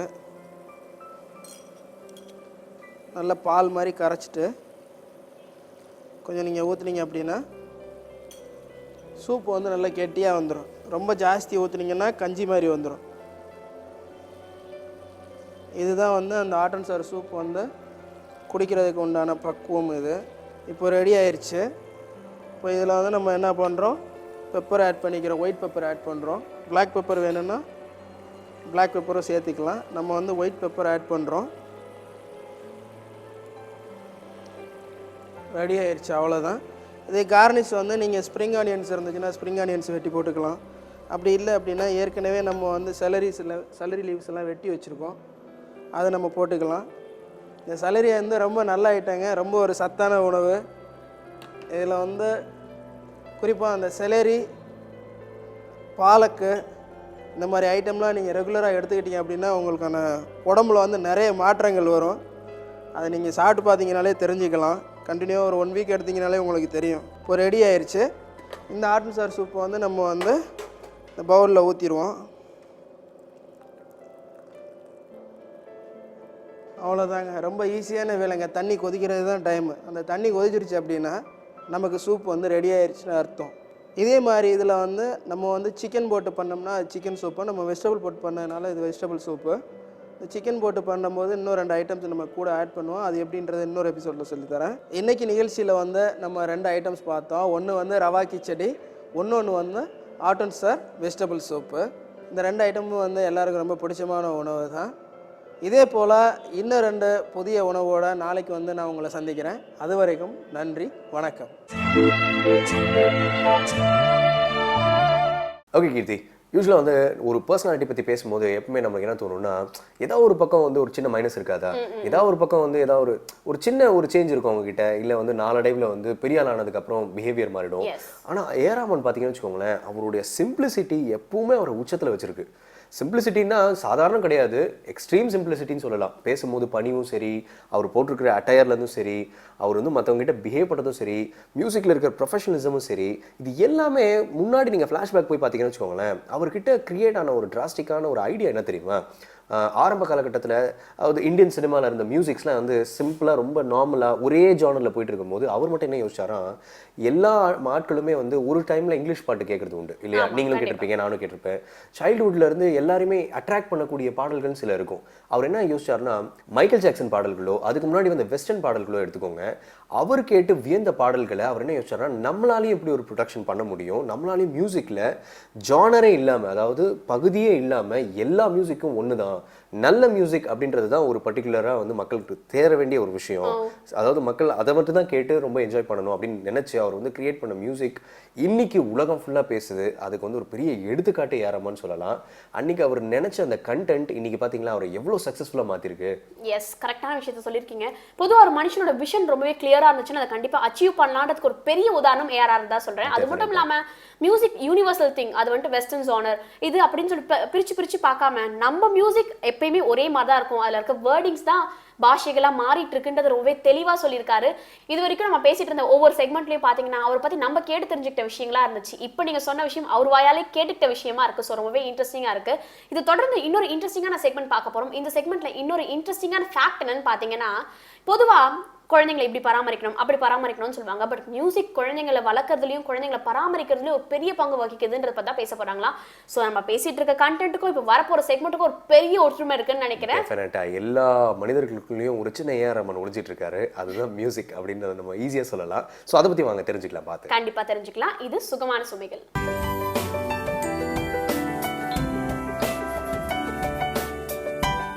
வேந்தர் டிவி நேயர்களுக்கு வணக்கம். சுகமான சுமைகள். கர்ப்பிணி பெண்கள் ஒரு பெரிய மாற்றத்துக்கு ஃபிசிக்கலாக வர்ற மாதிரி சைக்கலாஜிக்கலாக நிறைய சேஞ்சஸ் இருக்குது. அந்த மாதிரி சைக்கலாஜிக்கலாக ஹாப்பியாக இருக்கிற மதர்ஸ் எப்படிப்பட்ட குழந்தைய டெலிவர் பண்ணுவாங்க, அது ப்ரெக்னென்சி மட்டும் இல்லை, வெளியில் வந்து எந்த மாதிரியான விஷயங்கள்லாம் இருக்குது, எப்படி எல்லாம் டெய்லியும் அந்த குழந்தைங்களோட நீங்கள் பாண்டிங் கொண்டு வந்துக்கலாம், அந்த குழந்தைக்கு என்ன புரியும், என்னெல்லாம் செஞ்சிங்கன்னா அதனோட ரிசல்ட் இருக்கும் அப்படிங்கிறது நிறையா பார்த்துட்ருக்கோம். விஷனில் ஆரம்பித்து ஸ்மெல்லு, டேஸ்ட்டு, மூமெண்ட்ஸ் அதெல்லாம் பற்றி பேசிகிட்டு இருந்தோம். ஸோ மியூசிக் ரொம்ப இம்பார்ட்டண்ட் அப்படின்னு சொல்லிட்டு இருந்தேன். ஸோ மியூசிக் ஏன் இம்பார்ட்டன்ட், அது குழந்தைங்கன்னு இல்லை, ஜென்ரலாக எல்லாத்துக்குமே பாட்டு கேட்கும்போது பார்த்திங்கன்னா உங்களையே மறந்துடுவீங்க. ஸோ மியூசிக் அவ்வளோ பெரிய விஷயம் என்னென்னா லெஃப்ட் அண்ட் ரைட் பிரெயினை கனெக்ட் பண்ணுது, நிறைய வேலைகள் பண்ணுது. செரிபெல்லம்ல ஆகட்டும், அந்த மியூசிக்கான ஏரியா பார்த்திங்கன்னா பிரெயினில் இருக்கிற நிறைய ஆக்டிவிட்டீஸை இன்க்ரீஸ் பண்ணுது அப்படின்னு கண்டுபிடிச்சிருக்காங்க. ஸோ அந்த குழந்தைக்கு நம்ம பெரியவங்க ஓகே, குழந்தைங்க என்ன பண்ணுது மியூசிக் கேட்டா அப்படின்னு சொல்லி கேட்டிங்கன்னா, மியூசிக் கேட்கும்போது ஆட்டோமேட்டிக்காக லெஃப்ட் அண்ட் ரைட் ஹெமிஸ்பியர் வேலை செய்யும்.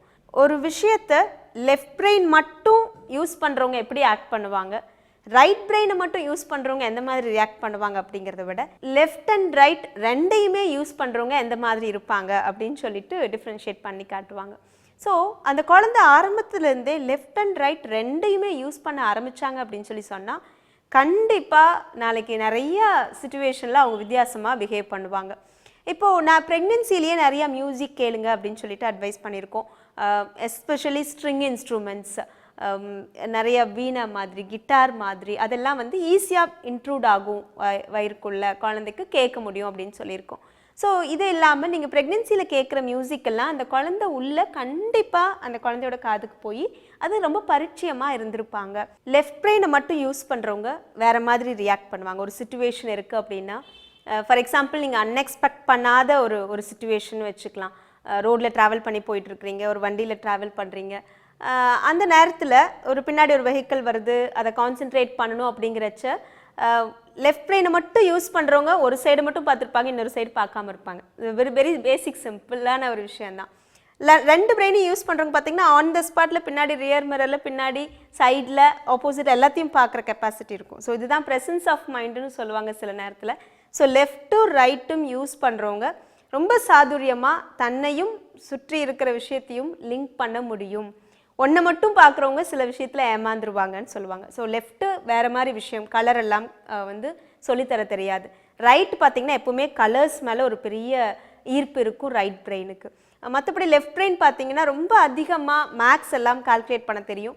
ரைட் பிரெயின் பார்த்திங்கன்னா இமேஜினேஷனில் நிறைய ட்ராவல் பண்ணும். ஸோ இந்த மாதிரி சின்ன சின்ன விஷயத்துக்கும் லெஃப்ட்டும் ரைட்டும் பேலன்ஸ்டாக இருந்தால் எக்கச்சக்கமான விஷயத்தில் சக்ஸஸ் ஆகலாம் அப்படிங்கிறது நிறைய விஷயத்தில் கண்டுபிடிச்சிருக்காங்க. ஸோ இப்போ இந்த குழந்தைங்களுக்கு லெஃப்ட் அண்ட் ரைட்டையும் ஸ்டார்டிங்லேருந்தே கொண்டு வாங்க. அதுக்கு 3 விஷயம் இம்பார்ட்டன்ட் நான் முன்னாடி சொல்லியிருக்கேன். லெஃப்ட் ரைட்டை கனெக்ட் பண்ணுறதுக்கு ஃபஸ்ட்டு மியூசிக் ஒரு பெரிய வேலை. ஏன்னா ரித்தம் ஒரு பக்கமும் லிரிக்ஸ் ஒரு பக்கமும் அந்த 2 பிரெயினையும் கனெக்ட் பண்ணும். ரெண்டாவது கலர்ஸ், நிறைய கலர்ஸ் கூட இருந்தீங்கனாலே ரைட் பிரெயின் ஆட்டோமேட்டிக்காக ஒர்க் பண்ண ஆரம்பிக்கும், இன்டியூஸ் பண்ணும் அப்படின்னு சொல்லியிருக்கோம். அடுத்தது 3வது க்ரியேட்டிவாக எதையாவது பண்ணிகிட்டே இருங்க. எப்பவும் பண்ணுற அதே குக்கிங், அதே கிச்சன், அதே மாதிரி வீடோட செட்டப் அப்படிலாம் இருக்கும்போது நமக்கு ஒரு பெருசாக ஒரு சுவாரஸ்யமே இருக்காது. ரைட் பிரெயின் அப்படியே அமைதியாக தான் இருக்கும்.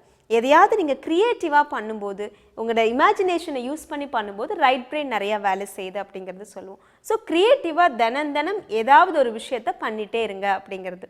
ப்ரெக்னென்சியில் என்னெல்லாம் பண்ணீங்களோ அது எல்லாமே நீங்கள் வெளியில் வந்து பண்ணலாம். ஸோ ப்ரெக்னென்சியில் நிறையா பண்ணணும் இல்லையா? நான் உங்களுக்கு நிறையா அதை பற்றின தகவல்கள் கொடுத்துருக்கேன் முன்னாடியே. ஸோ ப்ரெக்னென்சியில் புதுசாக எதையாவது பண்ணிகிட்டே இருங்க. ஆனால் அதை கொஞ்சம் ரெகுலராக பண்ணுங்கள். நான் குளிக்கும்போது மசாஜ் பண்ணிக்கணும், நான் சாப்பிடும்போது இந்த மாதிரி ஒரு மியூசிக் இருக்கணும், நைட் பெட் டைமில் இந்த மாதிரி ஒரு மியூசிக் இருக்கணும். ஸோ இதையெல்லாம் சொல்லிக்கிட்டே இருங்க நீங்கள். அப்போ நீங்கள் சொல்லிகிட்டு இருக்கும்போது நாளைக்கு வெளியில் வந்து இதே மியூசிக்கை ப்ளே பண்ணும்போது அந்த குழந்தை ஓகே நான் இது ரொம்ப நாளாக கேட்ட மியூசிக் தான். ஒரு விஷயத்தை மசாஜ் பண்ணும்போது ஓகே நான் இது ரொம்ப நாளாக இந்த அம்மா வயிற்றில் இருக்கும்போதே எனக்கு பண்ணியிருக்காங்க அப்படிங்கிற செக்யூர்டான எல்லா ஃபீலிங்கும் வந்துகிட்டே இருக்கும். அந்த குழந்தை கவனிக்கிற விதம், கான்சென்ட்ரேட் பண்ணுற விதம் கட்டாயமாக அதிகமாக இருக்கும். ஸோ அதனால் சின்ன விஷயங்களும் இம்பார்ட்டன்ட். ப்ரெக்னென்சியில் நான் சொல்கிறது, ப்ரெக்னென்சியில் ஸ்டார்ட் பண்ணிங்கன்னா ஒரு 3-4 வயசு வரைக்கும் நிறையா விஷயத்த கண்டினியூ பண்ணுங்கள். 3-4 வயசோடு இல்லை, நீங்கள் எப்போவுமே பாசிட்டிவாக இருக்கணும், எப்போவுமே ஹாப்பியாக இருக்கணும், எப்போவுமே தெளிவாக இருக்கணும். அண்ட் அது மட்டும் இல்லாமல் உங்களுக்காக சில நேரத்தில் நம்ம அடுத்தவங்களுக்காக ஆக்ட் பண்ண வேண்டாம். நமக்காக நமக்கு பிடிச்சதை 100% இன்வால்மெண்ட்டோடு செஞ்சிங்கன்னா அது குழந்தைங்களோட ஃப்யூச்சரில் நிறைய இடத்துல நீங்கள் பார்த்து ரொம்ப ஆச்சரியப்பட முடியும். ஸோ இதில் நான் மியூசிக்கு ஆரம்பித்து நிறைய விஷயத்தை பார்த்துட்டோம். ஸோ மியூசிக் அவ்வளோ இம்பார்ட்டன்ட்.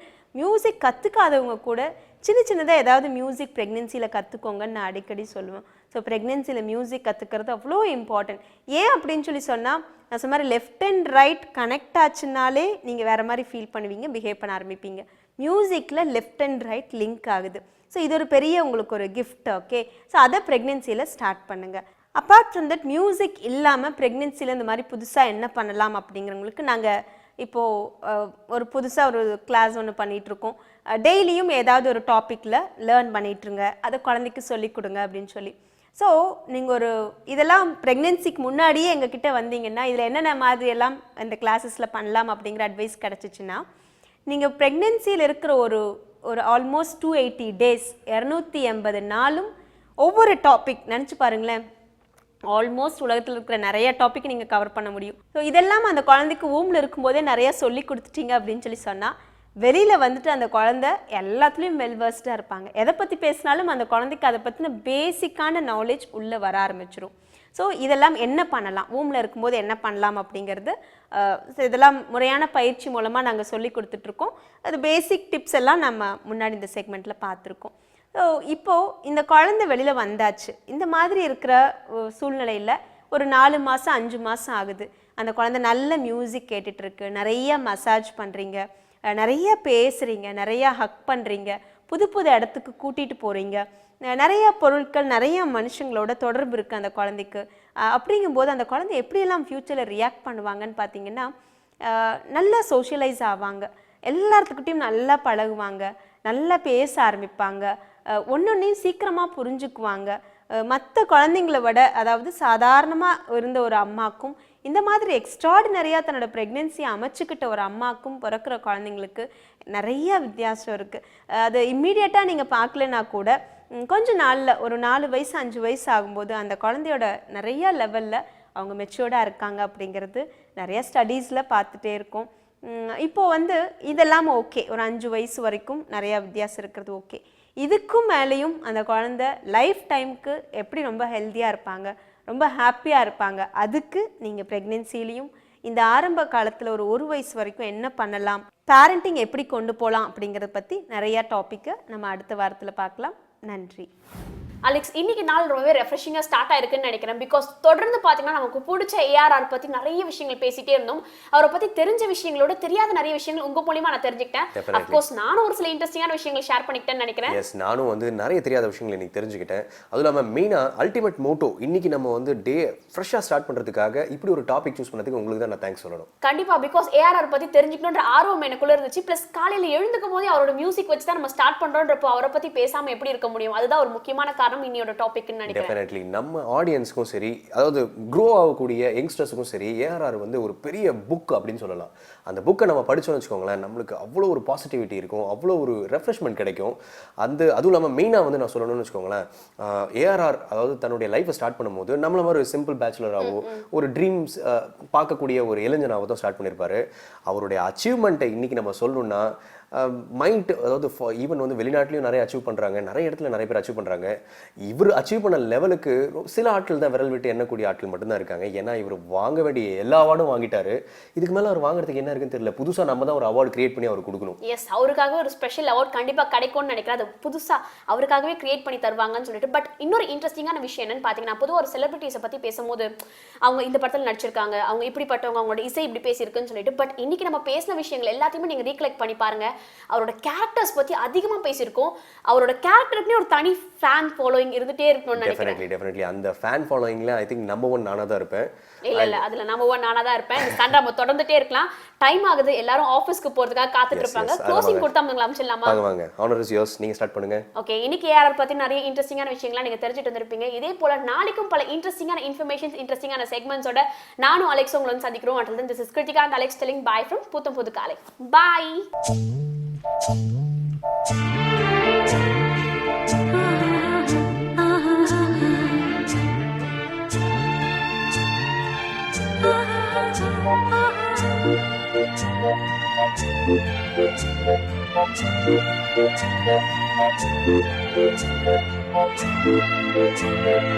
you.